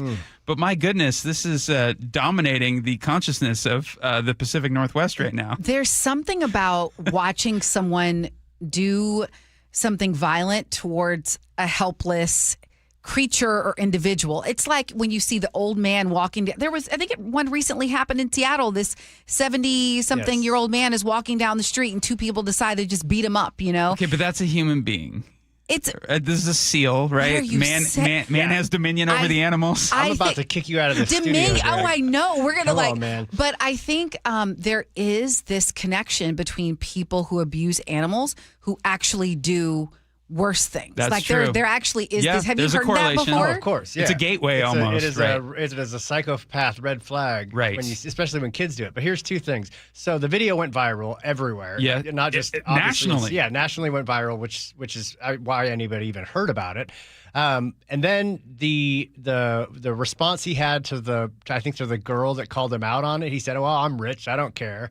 Was that audible? Is that what he said? Oh, yeah, he said. Yeah, he says, "I'm rich, I don't care." I don't know if it's audible. I never heard that, but that's what they. I saw the report that said that, but I hadn't heard and it so for then we myself. find out. I don't think it's news like this everywhere, but we find out he's one of our own. He's a Seattle guy. And That's so, not the Seattle way, Joe. No, we're horrified. Yeah. This guy's going to come home to a I don't know, tar and feathered maybe. The Hawaii DLNR, Department of Land and Natural Resources, posted an update on this story and accompanied it with a picture of one of these monk seals. And I'm saying the monk seal looks dead.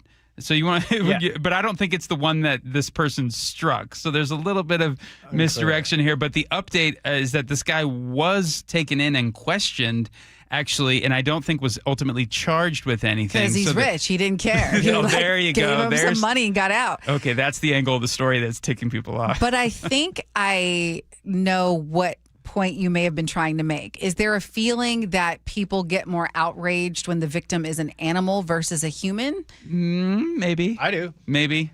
Yeah, absolutely. I think there's some like presumption of innocence on the part of animals that inhabit Mother Nature, whereas a human beings that we think, oh, everybody's guilty of something, and that that person maybe had it coming. They may have had it coming, but an animal never has it coming. I will add this that I didn't realize until Nate told me about it this morning. There apparently was a little bit of Hawaiian street justice on this guy. After he had been taken in for questioning or whatever, there was a local found out which hotel he was at, waited for him, and beat him up. Right, Nate? Is that true? Yeah, this is true. Yeah. Yes. Okay, while I am not formally for vigilante justice, I do find something very intriguing about cultures that decide to handle it in the community. There was something in Australia. I want to say there was a community in Australia where someone did something to a little girl, and these folks handled business. And I think there was an old-fashioned way. I mean, probably in not so good ways at times, but kind of, I get it. Yeah, I'm Sometimes for the it. system doesn't work for people. Oh, yeah. But if we work outside the system, then all bets are off, right? And here's something that's kind of ticked me off for a while, and I want to posit this to both of you and get your reaction, and that is sometimes I feel like the reaction to the offense is a bigger offense than the initial offense. That was a word salad. What I'm saying is, okay, is it proportional justice for a man who threw a rock at a seal to be physically assaulted by fellow human beings? The physical assault of a human being is a worse injustice than a guy throwing a rock. It's a worse crime. I'm going to tell you that But I'm for sometimes it. when an act happens, there's something deeper. And I think for people in Hawaii, I cannot speak for them, but I know there's been a feeling that people come over to our place.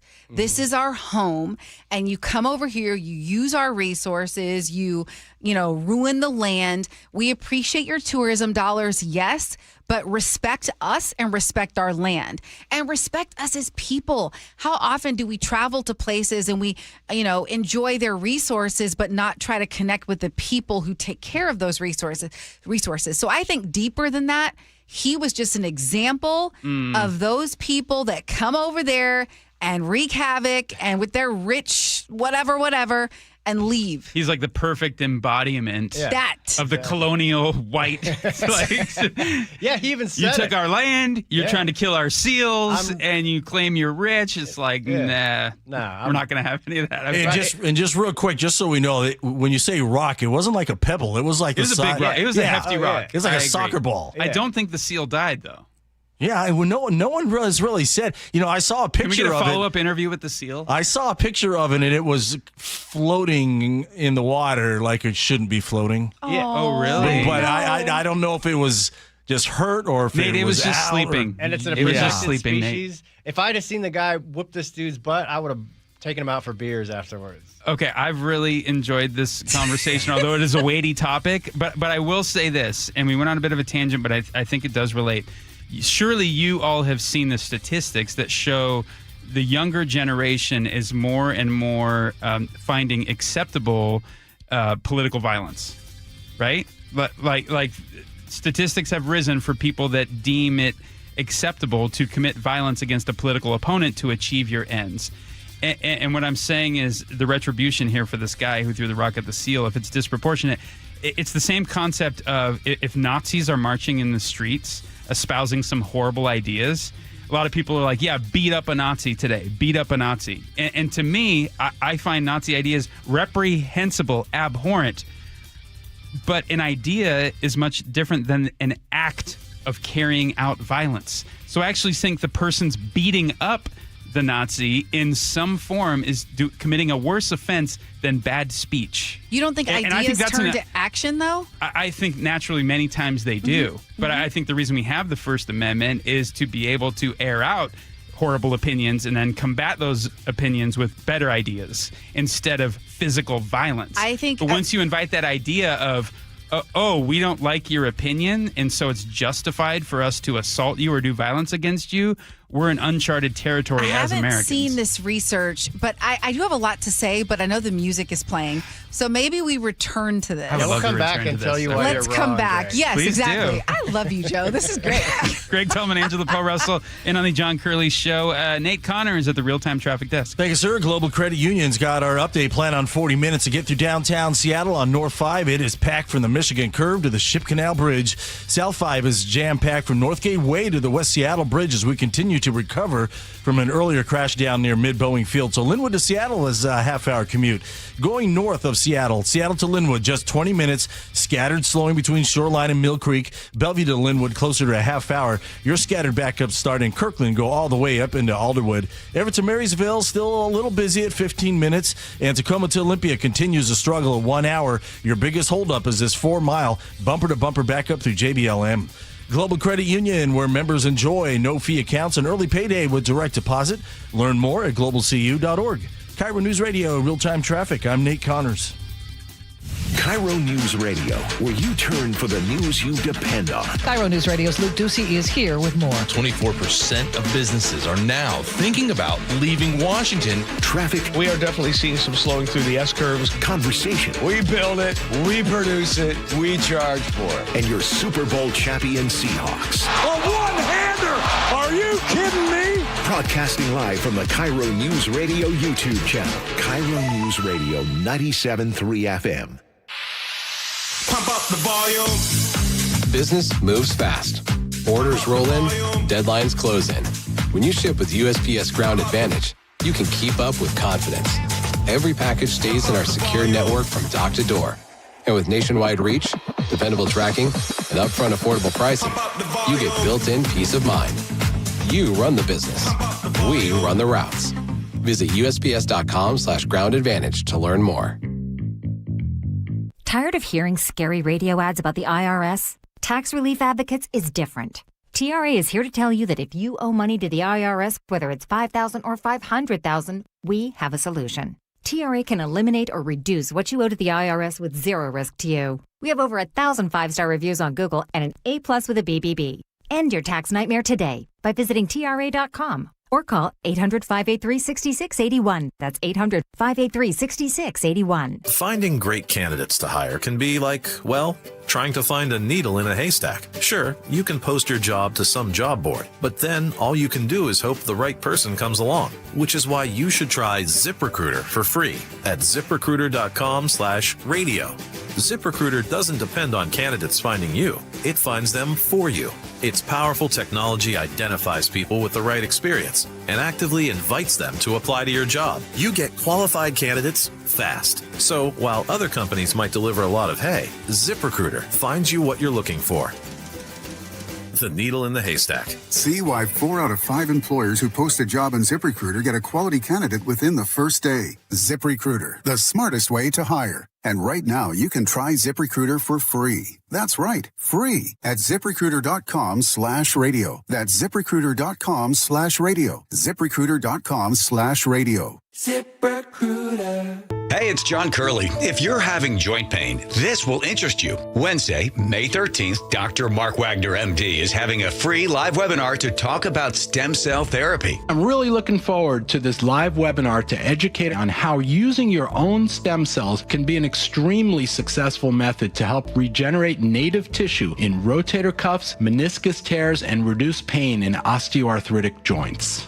Dr. Wagner, what joints have you seen good success with? Shoulders, elbows, hips, knees, even wrists and ankles. And in this live webinar, we'll tell you all about the procedure, how simple and safe it is using your own stem cells, and how we determine if you're a candidate. Learn about stem cell therapy with Dr. Mark Wagner, MD, one of the most experienced in the country with over 20,000 stem cell procedures. Join his free live stem cell webinar Wednesday, May 13th. Register at drmarkwagnermd.com.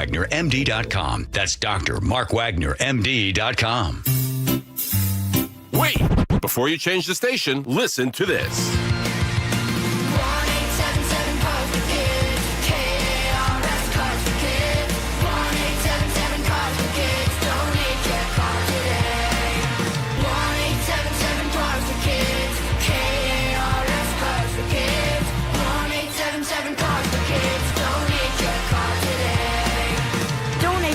CarsForKids.org.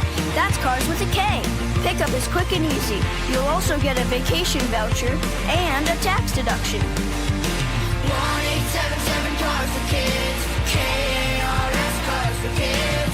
1-877-CARS-FOR-KIDS. Donate your car today. 1-877-CARS-FOR-KIDS. KARS Cars for Kids.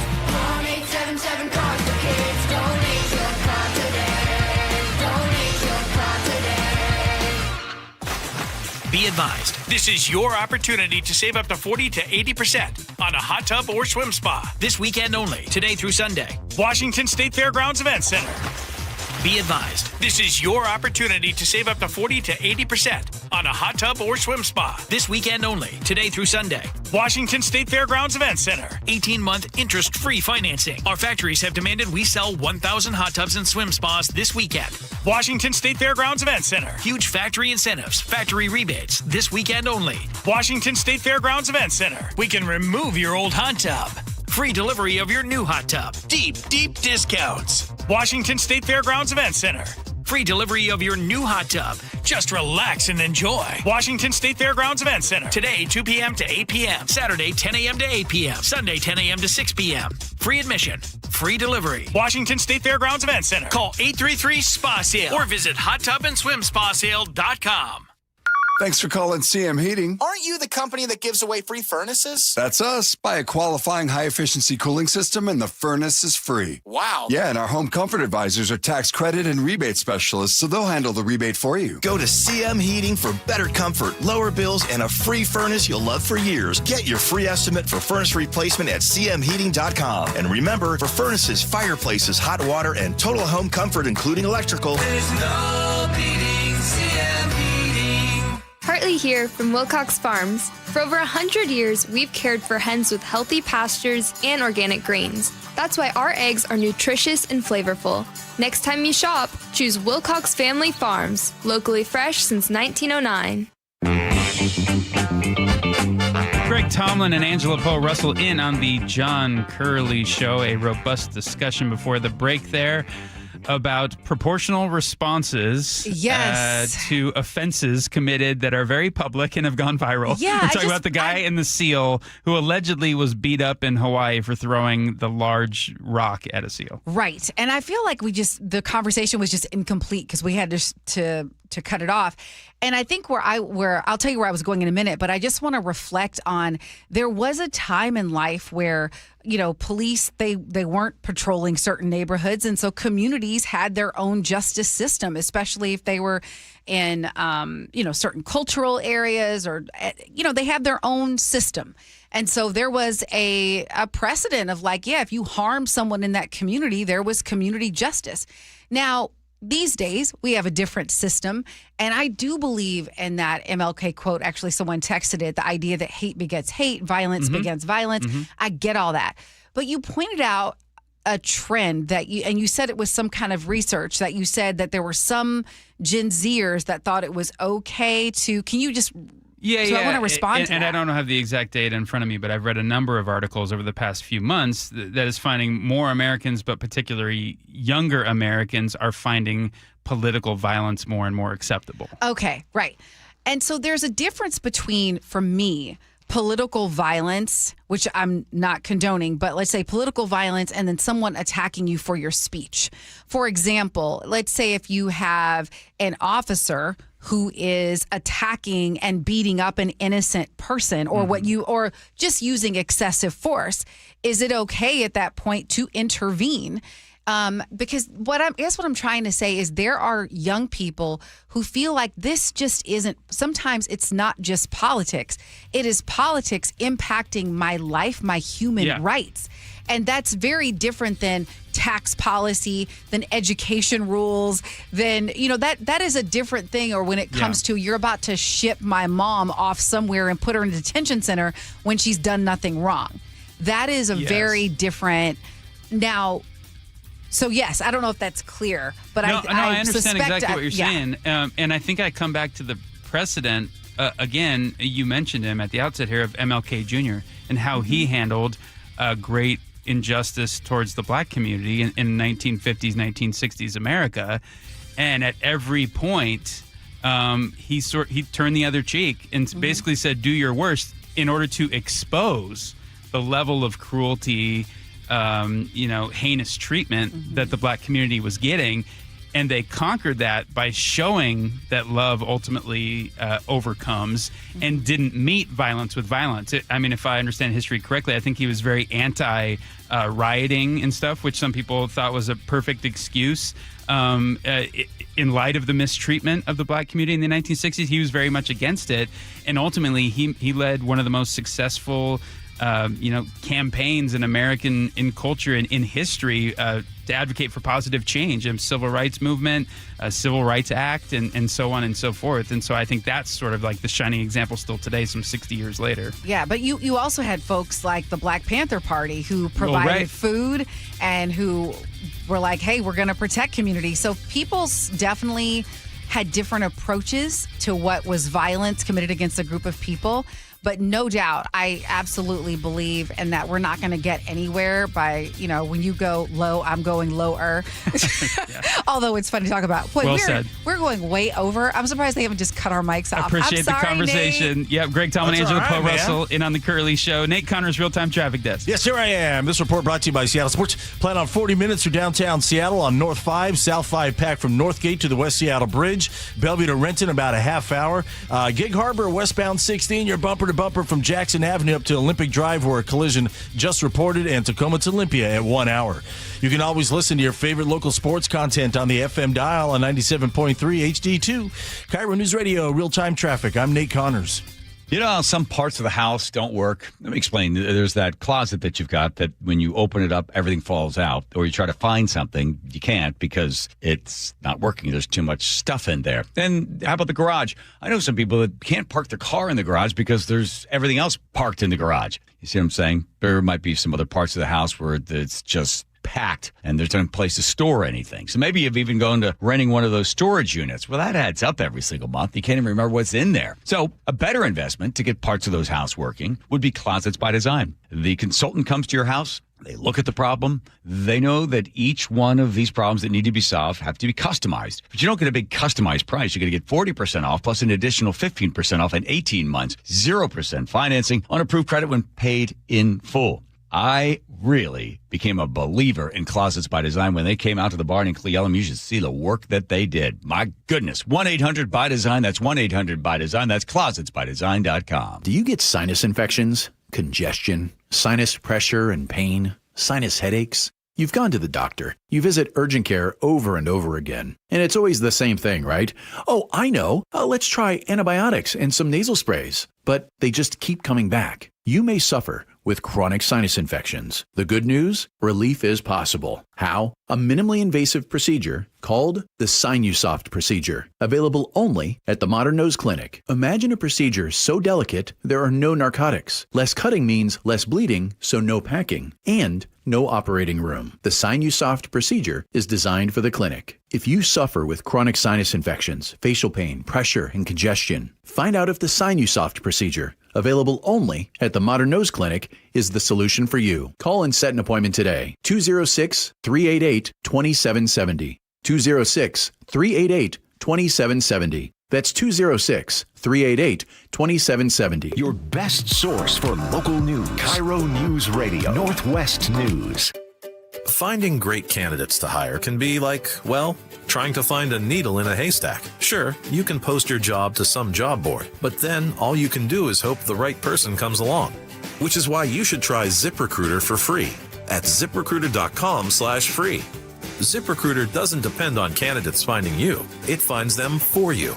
Its powerful technology identifies people with the right experience and actively invites them to apply to your job. You get qualified candidates fast. So while other companies might deliver a lot of hay, ZipRecruiter finds you what you're looking for. The needle in the haystack. See why 4 out of 5 employers who post a job on ZipRecruiter get a quality candidate within the first day. ZipRecruiter, the smartest way to hire. And right now, you can try ZipRecruiter for free. That's right, free at ZipRecruiter.com/free. That's ZipRecruiter.com/free. ZipRecruiter.com/free. ZipRecruiter. Running a small business means juggling a lot. Your network has to handle it all. That's where a fiber-only provider falls short. You need a partner who gives you a greater advantage. Introducing the Total Solutions Advantage only from Comcast Business. A first-ever combination of the largest, fastest fiber-powered network, the most reliable Wi-Fi, gig speeds with equipment and security included, and a 5-year price lock. Plus, it's all backed by a 30-day money-back guarantee. The Total Solutions Advantage only from Comcast Business. A new standard for small business with reliability, security, and savings in one. Switch today. Get started with a great offer as low as $60 a month. When you add it all up, no one does business like Comcast Business. Offer ends 6/1/26. New customers only. Requires 300 megabits per second internet and security edge. 1-year agreement, eco bill, and autopay required. Equipment, taxes, and fees extra. Most reliable Wi-Fi based on Open Signal Awards USA Fixed Broadband Experience Report, May 2025. John Curley here. You know a smart thing to do right now? Upgrade your cooling now with Home Comfort Alliance. Choose a Lennox cooling system and get a heating system free. Their 60-second online price estimator makes it so easy. Visit HomeComfortAlliance.com today. Your best source for local news. KIRO Newsradio, KIRO FM and HD1, Tacoma, Seattle, Northwest News. This is CBS News on the Hour, your home for original reporting. I'm Jennifer Kuiper. Virginia voters recently approved new congressional maps, but the state Supreme Court has struck them down, giving Republicans an edge in a fight over voting lines. CBS's Ed O'Keefe says it's one of several redistricting efforts. The Virginia decision comes as protests broke out in Louisiana as legislators debated a new map that drops one of the state's 2 majority black districts. And it comes a day after chaos erupted in Tennessee as Republicans voted to eliminate the state's only Democratic House seat. In Alabama, the Republican governor there signed a bill changing that state's map, but only if the Supreme Court grants permission. Residents of Spain's Canary Islands raise concerns about the ship at the center of the deadly hantavirus outbreak as it's expected to anchor offshore early Sunday morning. The U.S. government is sending an evacuation flight for 17 Americans on the ship. They'll be taken to the University of Nebraska Medical Center, which has a special biocontainment unit. CBS's Ramy Inocencio also reports more than 30 passengers from at least 12 countries, including the U.S., left the ship without contact tracing during one of its first port stops. A lot of great people are studying it. It should be fine. We hope. On Friday, health officials in New Jersey reported 2 residents were potentially exposed to one of the infected guests during air travel abroad, but are not reporting symptoms. The Pentagon has started releasing new UFO files, unveiling dozens of photos, videos, and documents. CBS's Carter Evans. These images have been hidden from the public for years, until today when the Pentagon declassified dozens of videos showing unidentified objects tracked by the U.S. military. This one from 2013 Sunday looks like a giant 8-pointed star, seemingly floating in the air with no explanation. President Trump ordered the documents to be made public. In a new interview, President Trump says the conflict with Iran is not over yet, but the U.S. has won militarily.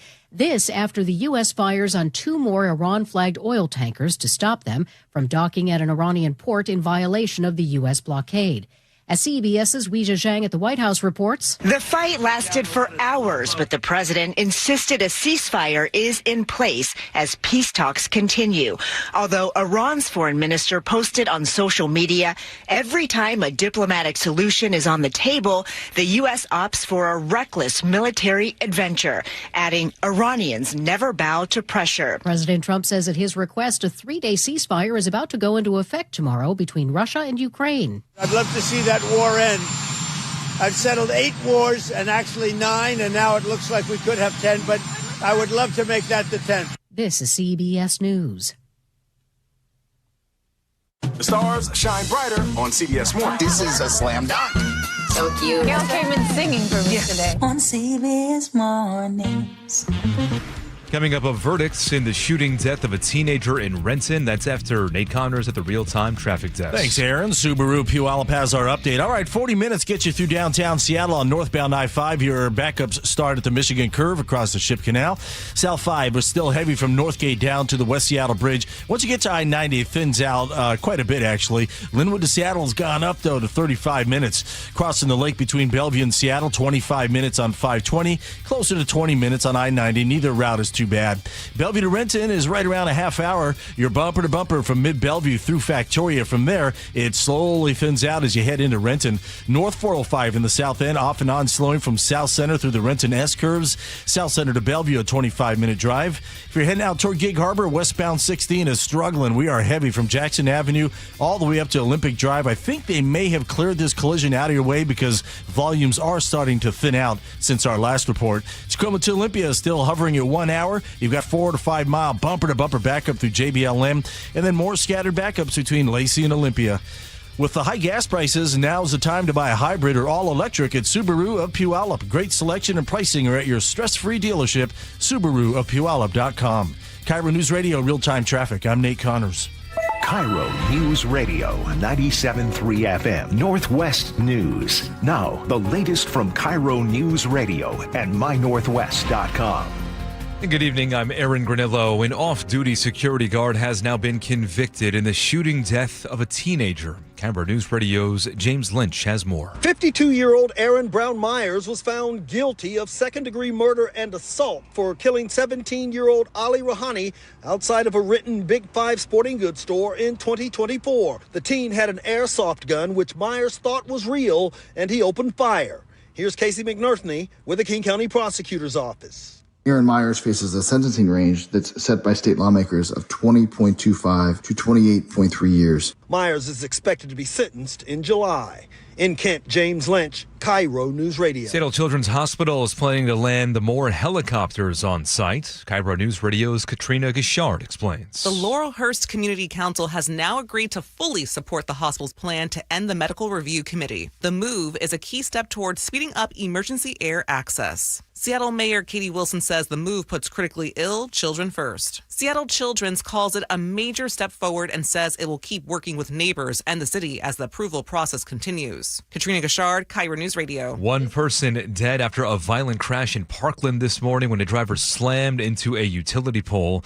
Pierce County Sheriff's Deputy Carly Capetto says the force of the crash was so strong it dislodged the engine. The driver was ejected approximately 40 feet from the vehicle and was pronounced deceased. Nobody else was hurt. Power was knocked out to homes and at a nearby elementary school that has since been restored. State Department of Agriculture wants you to keep an eye out for an invasive hornet. KIRO 7 TV's Gary Horker reports. It's a big one. It's called yellow-legged hornet, and it was just spotted in Vancouver. That live hornet was spotted aboard a grain ship at the port of Vancouver. Now, these hornets have spread rapidly throughout Europe, causing a 30% drop in honeybee hives and honey production, too. And you can see a picture of that hornet on mynorthwest.com. If you see one, you're asked to contact the Department of Agriculture. Your forecast now, looking at increasing sunshine right now and partly cloudy skies tomorrow, but pleasant temperatures, low 70s on Saturday. Mother's Day on Sunday, we'll see temperatures reach the mid-60s under partly cloudy skies. Right now, 64 degrees in downtown Seattle. I'm Aaron Granillo, KIRO News Radio. Your best source for local news, serving Western Washington and the world with the KIRO Newsradio app. Always streaming live on your smart speakers. You're listening to KIRO News Radio, Northwest News.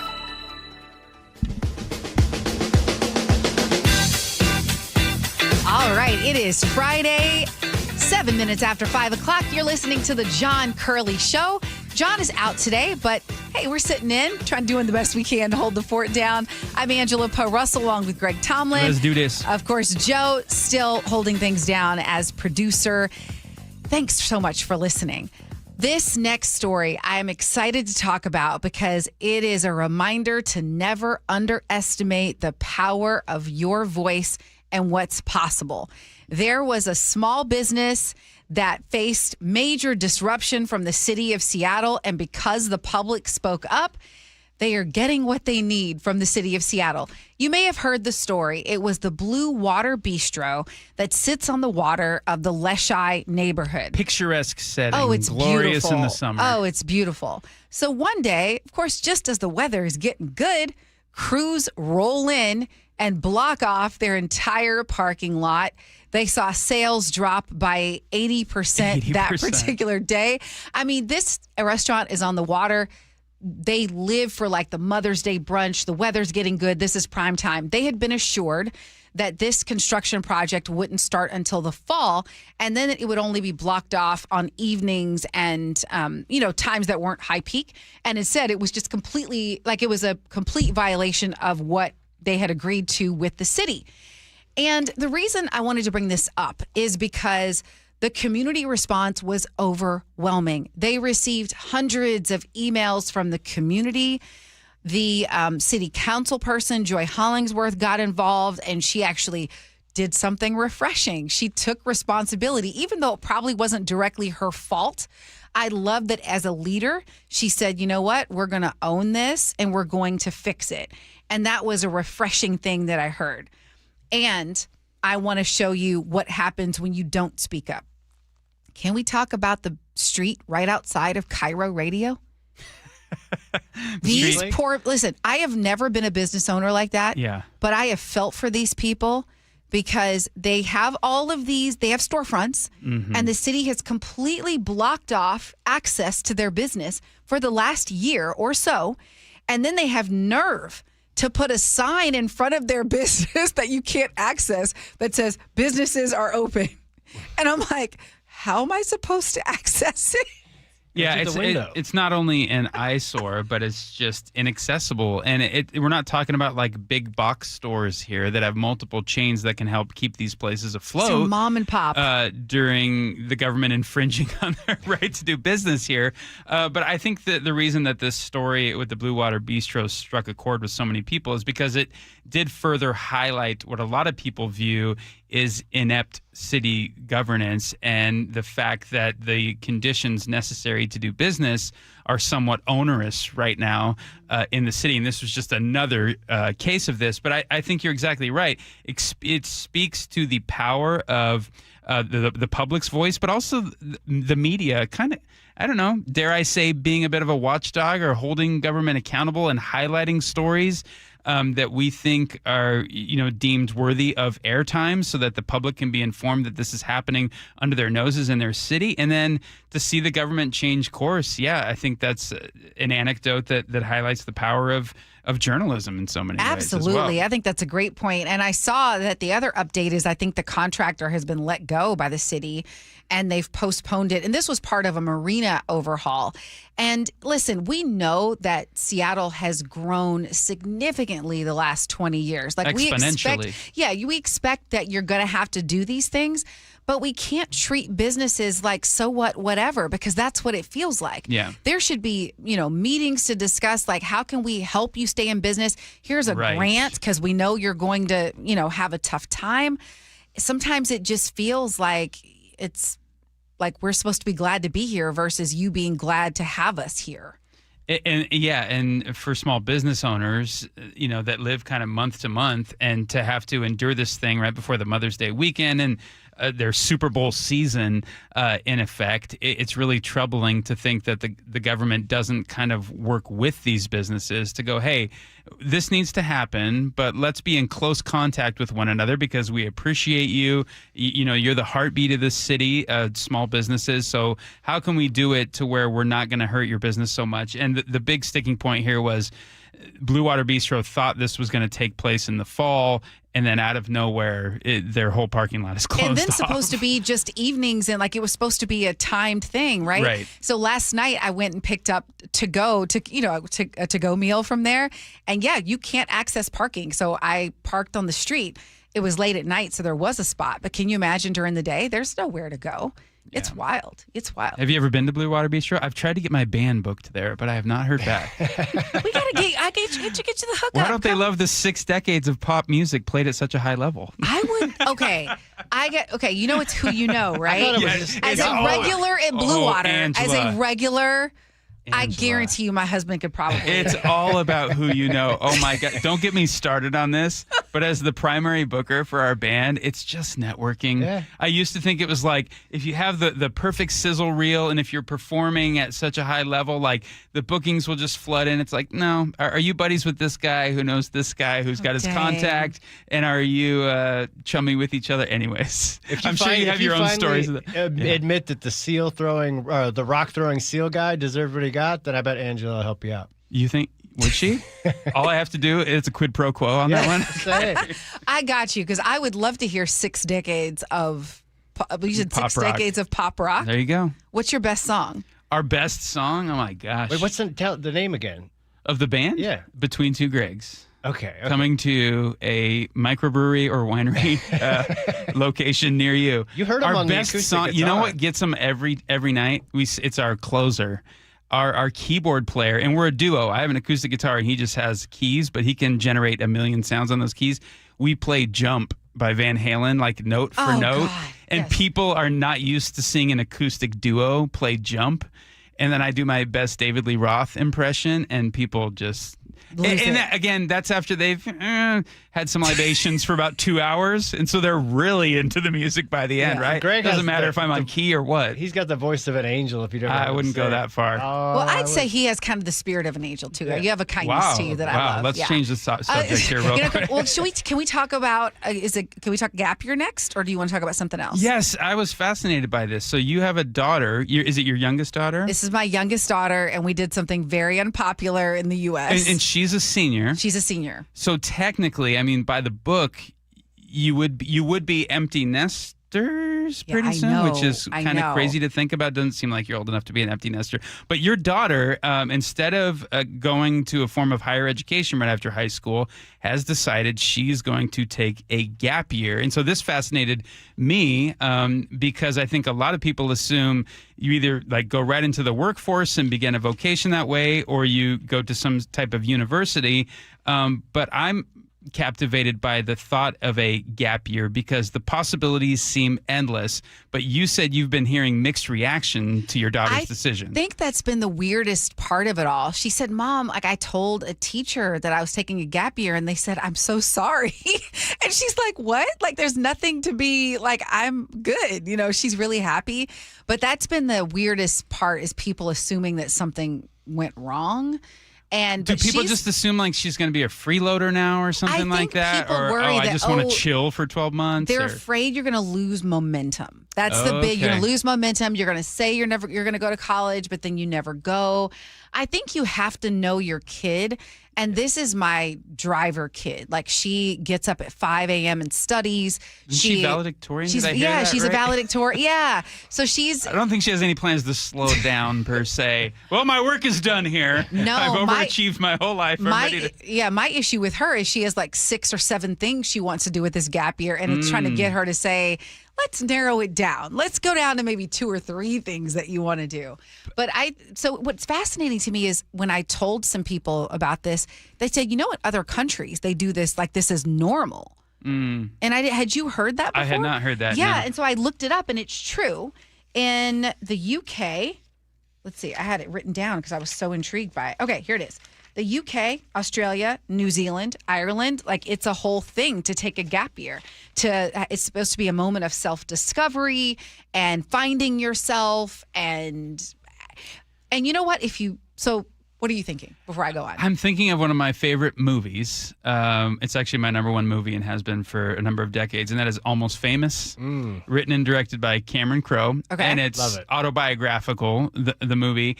And his mother put him through school and made him skip a few grades. And that really happened in Cameron Crowe's life.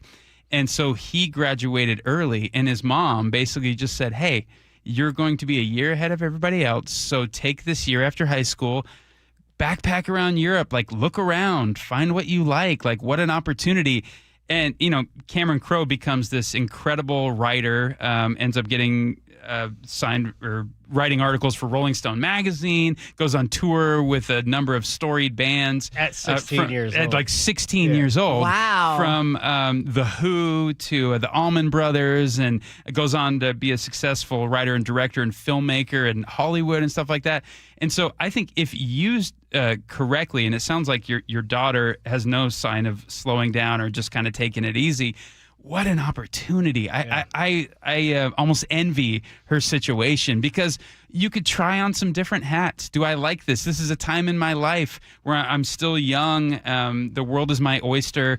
And I can say, I dabbled in that for a little bit. Wasn't my thing. Tried this over here. And then you allow these things to potentially stick with you and pursue something you might not even know you're interested in at this current time. Whereas if you went kind of the natural linear kind of American traditional way of doing it, like, higher education, then job, and everybody does it by the book, I think that can be potentially somewhat limiting. Mm-hmm. Well, and what percentage of people are working in a field that they have a degree for? I think it's probably the minority. Especially these days. Yeah. I was a communications major. I don't know about you, Angela. I was too. Okay, so yeah, we ended up kind of going into those fields. My wife was a political science major, and she works at a school right now, doesn't exactly use that on a daily basis. I'm on my 21st consecutive gap year, and I'm probably going to go for 22. I like it. You're an example it. of extended. So here's the other piece of this. I remember this one scientist saying how the idea of kids just immediately going off to college, he's like a neuroscientist, and bad idea. He's like, their brains aren't developed. They're 18 years old and they're going off and they're making horrible decisions. And I have to admit, there was a part of me that's like, maybe a little more time in the oven, like one more year. This is another thing where I feel tension, because I think we sort of idolize adolescence a little too much in the U.S. and starting life, quote unquote, even though it's a crass way to say it, seems to be getting later and later and later and later. I'm actually an advocate that most kids should start doing big things sooner. I had kids starting at 26, 27, my wife and I remember everybody telling us, that's far too early, man. You got to go explore, go do some fun stuff, do all this and that. And I was thinking, I want to get going on this now. And now that I have 3 kiddos, we're on pace to have all 3 of them graduate high school by 51, 52. Hopefully, God willing, I'll have a lot of life to live at that time. And furthermore, I remember listening to this interview that really impacted me deeply, and how, and again, this isn't a judgment call, it's just an observation, but as human beings are having children at later and later stages of life, the gap of understanding between generations grows exponentially bigger. So if you have a kid and you're 22 years old and you have your first child, you have only about 22 years apart from each other. If you have a kid at 35, 40, the technology advances, the vernacular, the cultural differences are so wide between a 40-year-old and a newborn than a 22-year-old and a newborn who didn't experience those things that long ago. Does that kind of make sense? It is making sense. And what I'm thinking is I had my kids around the age that you're talking about, because I'm 51 and my kids are graduating, right? Yep. And so you're making me think, because I feel like when my kids were younger, it was exhausting and I got so much done. And now at this age, they're teenagers and I'm like, I'm exhausted. And I'm like, is it because I'm older, or is it because or are teenagers just that exhausting? Well, I have a lot of friends in their early 40s that have toddlers right now, and whereas my oldest is 15, and I just think, how would I be able to do that with a toddler at 43? Like, I wouldn't have the stamina, I wouldn't have the youthful vigor in me, and so I'm sort of in awe of these parents that are doing it. But it's just sort of something that I think we should delve into more from a research perspective and a data perspective. What has the gap in age between parents and children done societally? Because it's the shift of parents having kids later and later has clearly done something for better or worse, because that gap has increased so much. Mm-hmm. It's interesting to talk about. All right, we will continue pondering. Sports has the update. Let's start you over to West Seattle, where we have a new collision. It's westbound on the Spokane Street Viaduct. The right lane is blocked near the exit to Harbor Island just before Highway 99. You can still access that off-ramp, but you'll have to kind of zigzag around this crash a bit. North 5 in Seattle still packed from the Michigan curve to the Ship Canal Bridge. 35 to 40 minutes to clear this. South 5 still heavy from Northgate to I-90. Linwood to Seattle, a 35-minute trip. Southbound 99 is packed from the Zoo to South Lake Union. Seattle to Linwood is already cleared out. Bellevue to Linwood, we're getting there. Just a 25-minute trip. Both directions of State Route 18 are packed between Auburn and Federal Way. And if you're heading out toward Gig Harbor, westbound 16 really hasn't improved much in the past 90 minutes plus. We're still packed from Jackson Avenue all the way up to Olympic Drive. That's a 4-mile backup. Download the Seattle Sports app to stay in the know with the latest news, scores, and opinions about your favorite teams. KIRO News Radio, real-time traffic. I'm Nate Connors. KIRO News Radio, the first place you turn for the news you trust. Renton police investigating a shooting that happened just after midnight. Engaging conversation. It's just indefensible. The mayor's communications team should be better. Traffic. A full closure now, southbound 509 at Alexander Avenue. And your Super Bowl champion Seahawks. Touchdown, Seahawks! Streaming everywhere on the KIRO News Radio app. Always here, always with you. KIRO News Radio, 97.3 FM. If you own rental property in Washington, you probably already know it's not what it used to be. Rising property taxes, increased maintenance costs, and some of the most onerous landlord-tenant regulations in the country. At some point, many landlords ask the question, is this still worth it? Brian Evans, CEO of Madrona Financial and CPAs, is hosting a live interactive workshop called Landlord Exit Strategies. In this seminar, he'll break down the impact of today's regulations, strategies that may allow you to defer and potentially reduce taxes, and how the Delaware Statutory Trust may help. It's a straightforward conversation about your options before you make a costly decision. To register or learn more, visit madronafinancial.com or call 833-673-7373. Be sure to catch Growing Your Wealth Saturdays at 9 a.m. This is a paid advertisement. Investments involve risk. See full disclosures at madronafinancial.com. I'm Ed Evans, CEO of Consumer Cellular. No, we're not one of the big guys. Truth is, we don't want to be. If you're over 50, Big Wireless probably has you paying for more data than you might need. You could be throwing away thousands over a lifetime. Our entry-level data plans start at just $20 a month. And for a limited time, switch and get your second month free. Call 1-888-FREEDOM, visit consumercellular.com or a store near you and get your second month free today. Plans include $5 credit for auto-pay and e-billing. See site for additional details. This is the story of the one. As a maintenance tech at a university, he knows ordering from multiple suppliers takes time away from keeping their arena up and running. That's why he counts on Grainger to get everything he needs, from lighting and HVAC parts to plumbing supplies, all in one place. And with fast, dependable delivery, he's stocked and ready for the next tip-off. Call 1-800-GRAINGER, click Grainger.com, or just stop by. Grainger, for the ones who get it done. Welcome to this week's Puget Sound Express Whale Report. According to naturalists from Puget Sound Express, orcas, humpback whales, minke whales, and gray whales are all busy feeding in the Salish Sea right now. May is the time of year when migrating species like humpbacks and minkies return, joining our year-round population of Biggs orcas. Guests on whale watching tours are seeing multiple species of whales on most trips. Family-run Puget Sound Express offers daily guaranteed whale watching tours departing from Edmonds. These tours are Seattle's most popular and well-reviewed whale tours.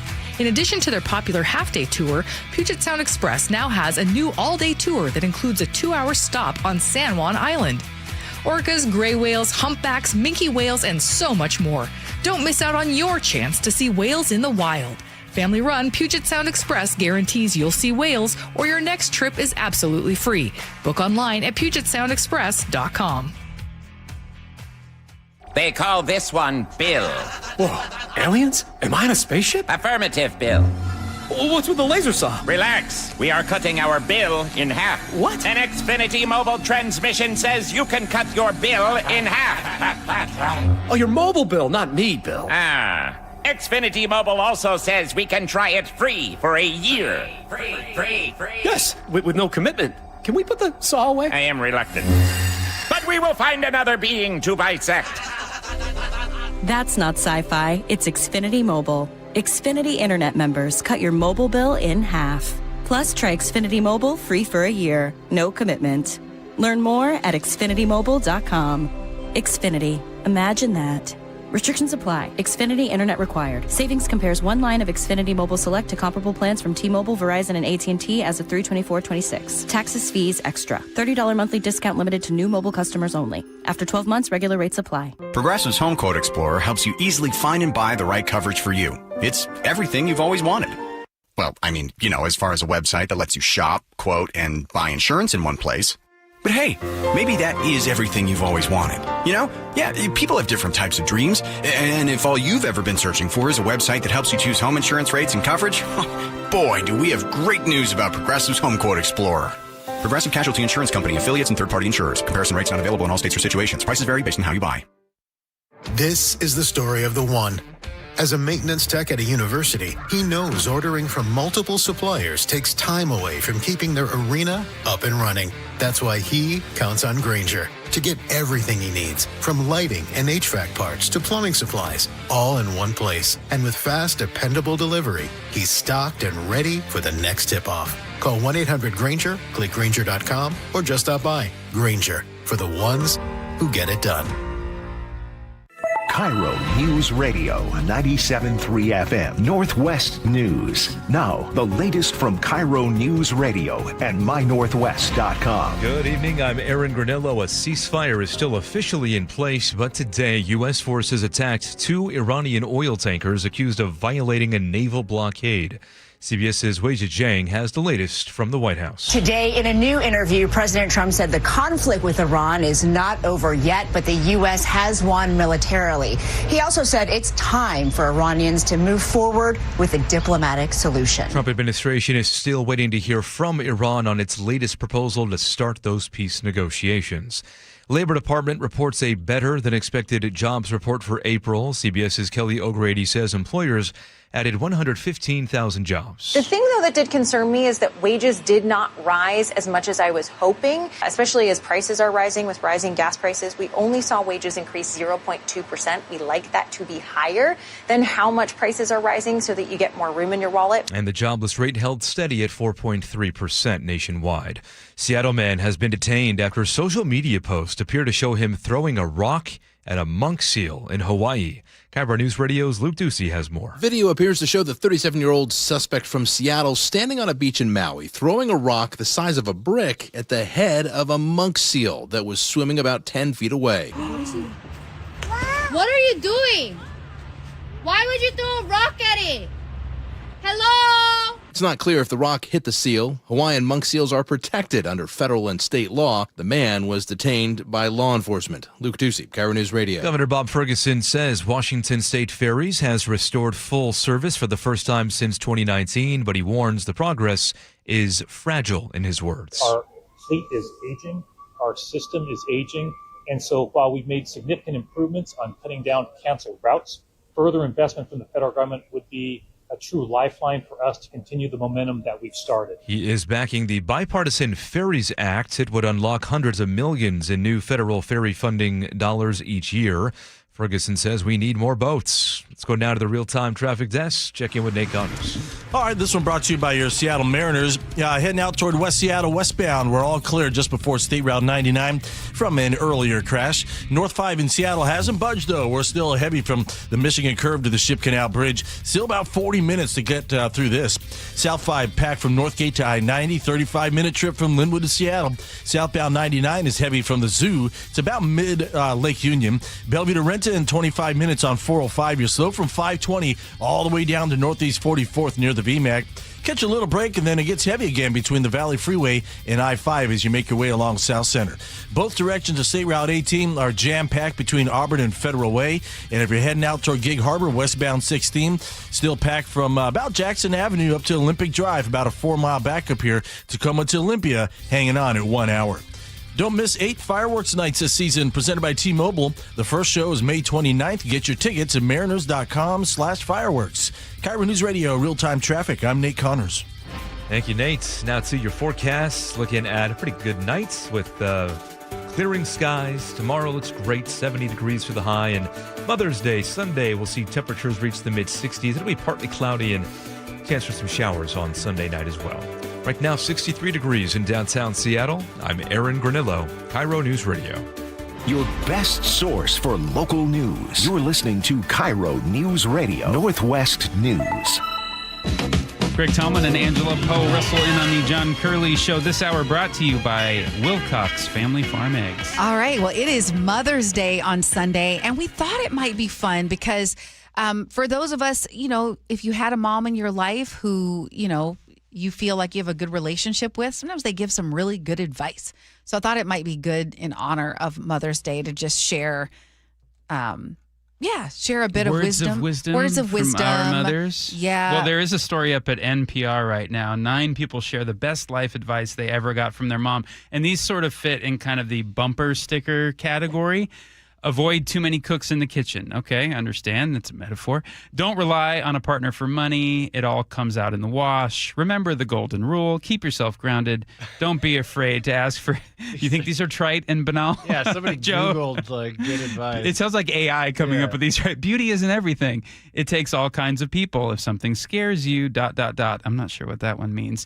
But it's sort of hard for me to encapsulate, my fondest recollections of my childhood with my mom, or sort of a phrase or a sentence that she imparted on me or us as kids that I've taken with me throughout my life, Angela. It's more, I have to summarize it this way. I'm very lucky, and very thankful to have a childhood that I look back on and just felt a tremendous amount of love in my household. Almost just that warm feeling of like, I look back and it's almost like Leave It to Beaver Land a little bit, where I felt love. There was equal parts of discipline. I felt like what my parents told me was congruent with how they actually lived, which is one of the more important things, because I think as parents, sometimes it's easier to instruct kids what to do, but then they can turn around and see you not reflecting that behavior, and then something seems a little off. I will say this. One of the main things that I appreciated she told us kids when we were little was, love all your kids equally. I didn't know I was going to have kids at the time when I was just a wee lad, but growing up now and having 3 kids myself, not feeling that favoritism in our household, we truly did feel equally loved by both my mom and my dad, and that is just a tremendous feeling to, Do you feel you're able to do that? And you're I do actually, yes. Because you do have one that you may connect with more. So that's the temptation. I agree with you. One of my kids is probably more like me than the other.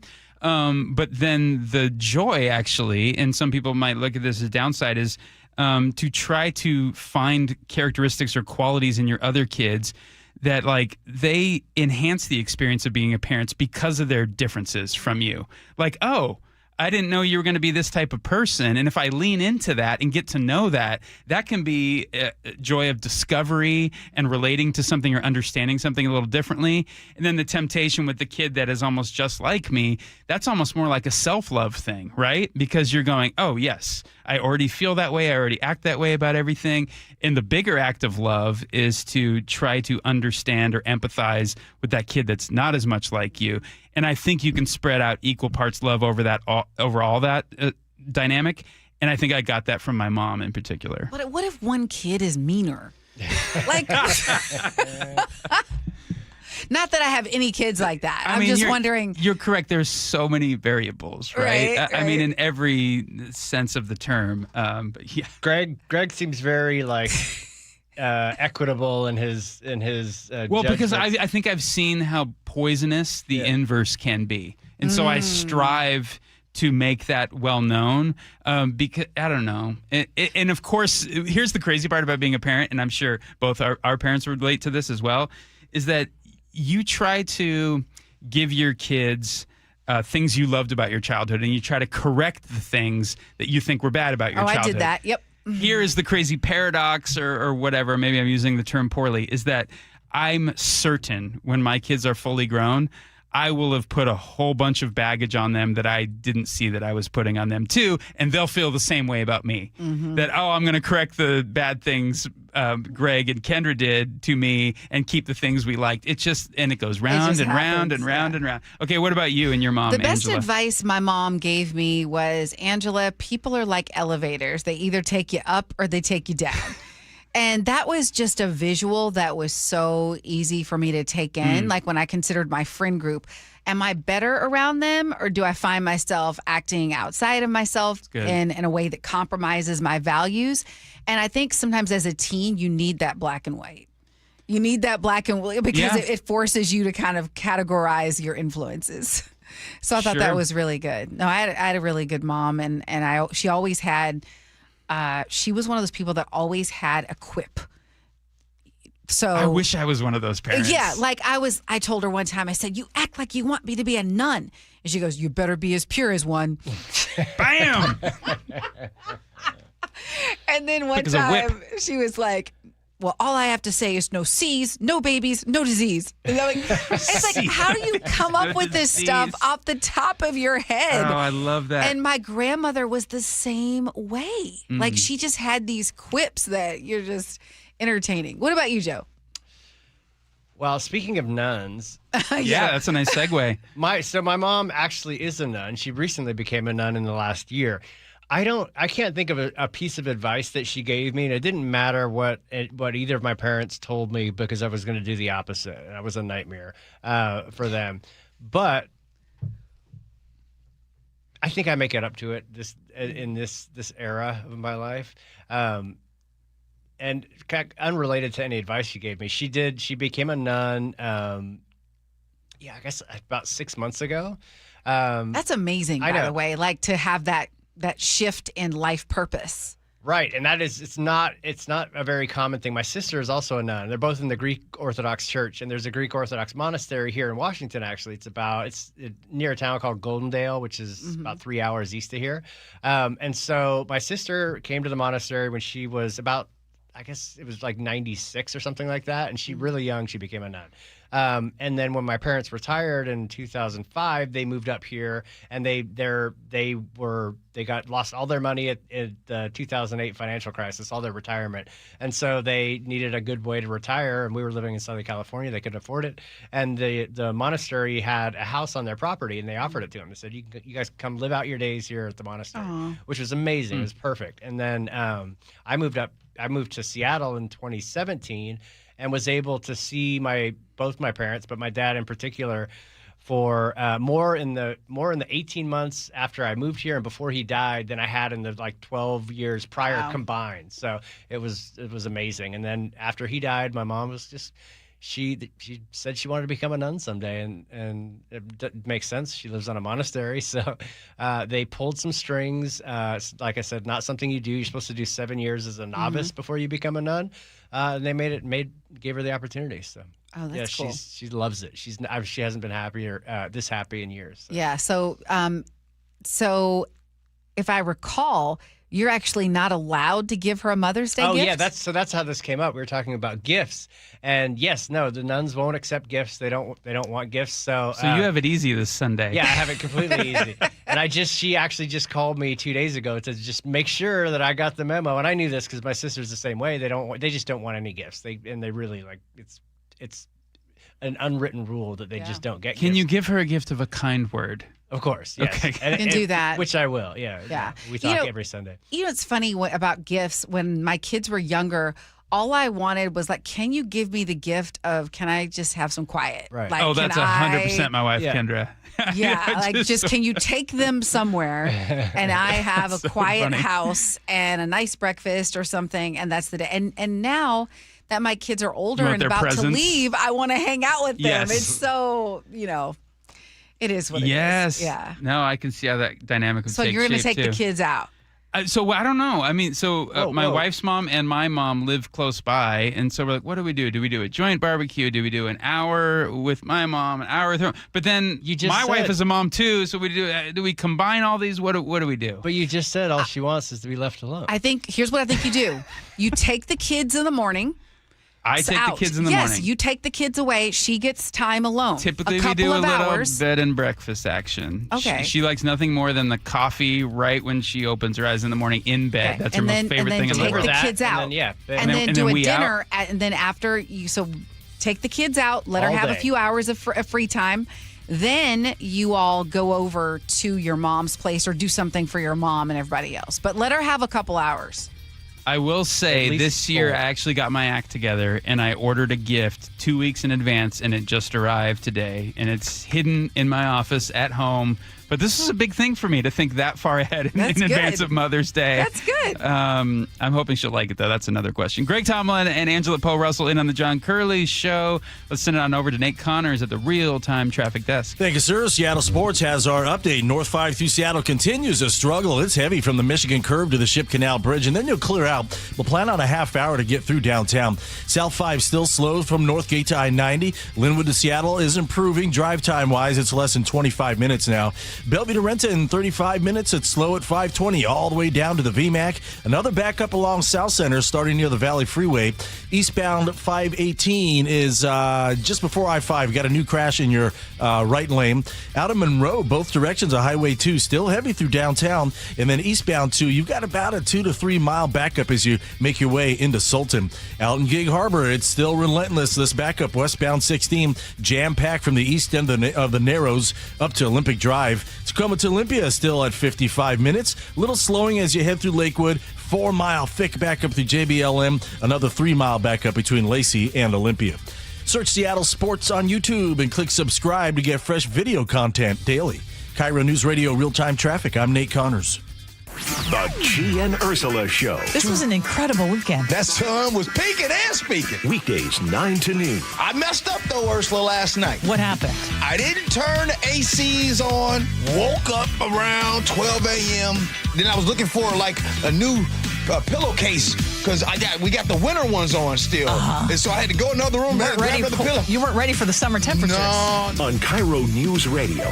Watch live or later on the KIRO News Radio YouTube channel. Wendy's new Biggie Deals lets you choose whatever you're in the mood for. It's like a music mixing board of deals, and you're the producer. Go with some chill folk music with a JBC in the $4 Biggie Bite snack. Try the drum and bass of deals with a double stack in the $6 Biggie bag. Or go full-on sandwich symphony with an $8 Biggie bundle, the grand finale of snacking. And the best part? They all come with napkins. $4, $6, and $8 Biggie Deals how you want them at Wendy's. Price and participation may vary. Single items at regular price. Prices may be higher in Alaska, California, and Hawaii. Support comes from Amazon Business. You can't rely on guesswork to run your business. With Smart Business Buying, innovative AI tools optimize your purchasing experience, paired with delivery options built for business. Empower your team today. Learn more at AmazonBusiness.com. Get a $15 O'Reilly gift card after rebate when you buy 5 quarts of Mobil 1 full synthetic motor oil at O'Reilly Auto Parts. O'Reilly Auto Parts. Do you get sinus infections, congestion, sinus pressure and pain, sinus headaches? You've gone to the doctor. You visit urgent care over and over again. And it's always the same thing, right?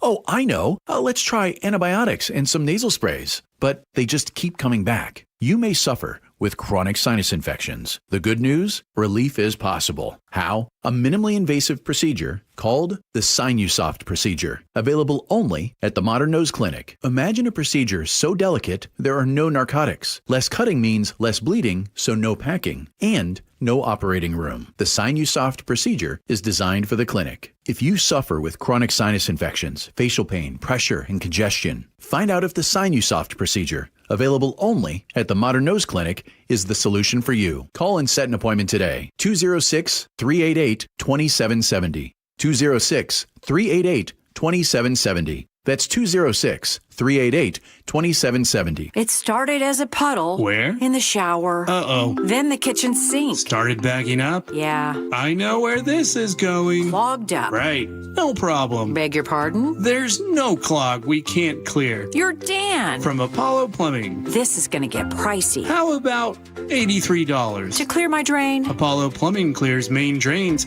every day. For $83? 83 or it's free. What's the catch? No catch. We'll even do a camera inspection. Why's that? It's the best way to find the cause of your clog. And it's included? No extra charge.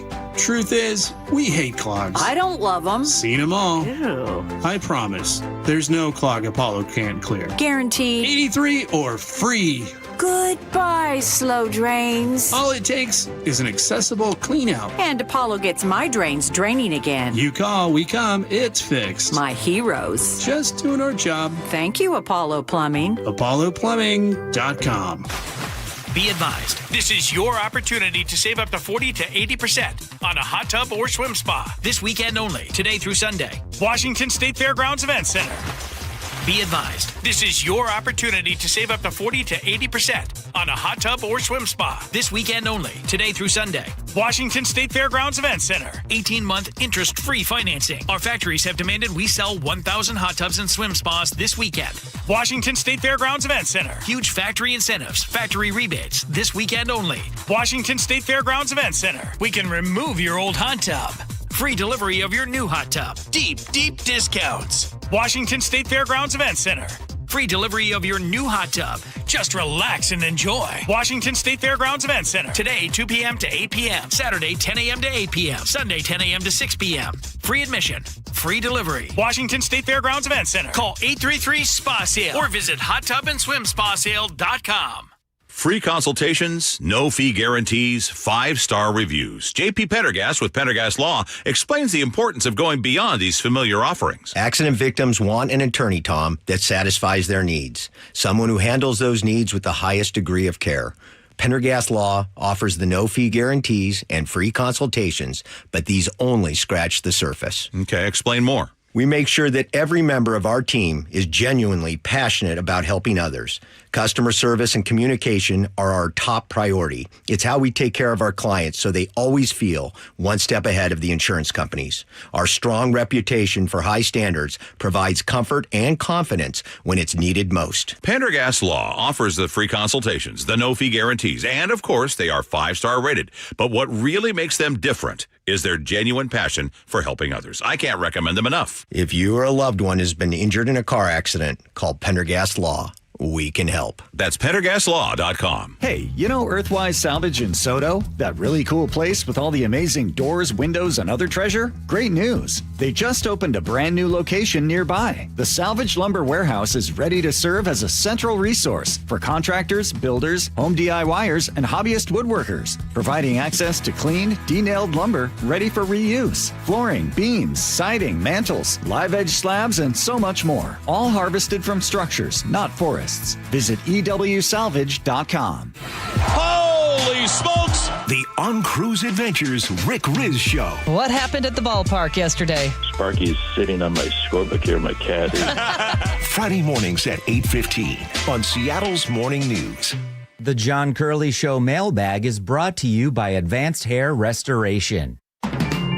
Greg Tallman and Angela Poe Russell in on the John Curley Show. It's the mailman, as you can see. It's the mailman. Ain't nobody mess with me. Hey, yes, I love that. We're going to You read did a some of good your job. texts. Angela, why don't you kick us off? Yep. Max in the 425 talking about our differences, because you did talk about our differences when you opened the show and then talked about what we had in common. So Max said, oh no, are we going to have some arguments?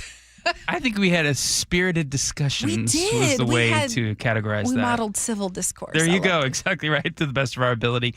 Fernando in Seattle writes in, hey, Angela, this is for you. How did the run of your musical go? I hope it was a hit. I never got around to asking you about this, Angela, so I'm going to take the opportunity to do so. This is going to be happening at the Seattle Public Theater. It hasn't happened yet. No, it opens 1 week from today. I have a million questions, but this is going to be a musical called Aviatrix. Yes. Book and lyrics by none other than you, Angela Poe Russell. That is correct. Okay, fill me in, and dear listeners, what is Aviatrix about, and what was the inspiration for this? It's the story of the pioneering pilot, Bessie Coleman. So she was, before Amelia Earhart, she was one of the original females to get a pilot's license. She was the first Black woman to get an international pilot's license. Then women weren't allowed to go to flight school. So how she was able to do it is what this story is about. And my hope is that people will draw inspiration from basically the perseverance and the resilience and the determination that it takes to get to your goals. It sounds amazing. So this is a musical. What type of music are we? Oh, it's some good music. Hamilton? Are we Stephen Sondheim or what? A little bit of all of it, because my composer is a huge Sondheim fan. Okay. But this musical, because it takes place in Texas, in Chicago, in France, it has some jazz, hip hop, ragtime. I mean, it's got all the, there are some moments where it feels rock. There's some spoken word. So it really, the music meets the moment that we're in. And we have a band with saxophone, flute, drums. It's pretty dope. I can't wait to see it May 15th through June 7th at the Seattle Public Theater. Yes. Is this something you've done before? I'm assuming. This is my first musical. Wow. That has been how did you decide you're going to commit to this undertaking? Because this is, here's a metaphor. You birth the baby, but then it's out there in the world, and now you have, sounds like a series of collaborators and actors and music and all this kind of stuff. Has it been quite a trip? Well, this is a story of this is a story of don't give up on your dreams, because many years ago I got into music school and I was too afraid to go. And and went down the journalism path. And so this is like the merging of two of my passions, music and storytelling. And I think hers is a story that I was like, I got to tell it. So. Well, I know it hasn't debuted yet at the Seattle Public Theater, but let me give you a sincere and heartfelt congratulations. Thank you. And bravo, because I'm sure it'll be a smashing success. That sounds awesome. Thank you, Angela. Time for the... And now it is time for the letter of the day. Who curated this text here? From the 253, we were talking about advice from mothers. Mother's Day coming up this Sunday. Do I have to say this on the air? I got the most profound advice from my mom when I was 12 years old.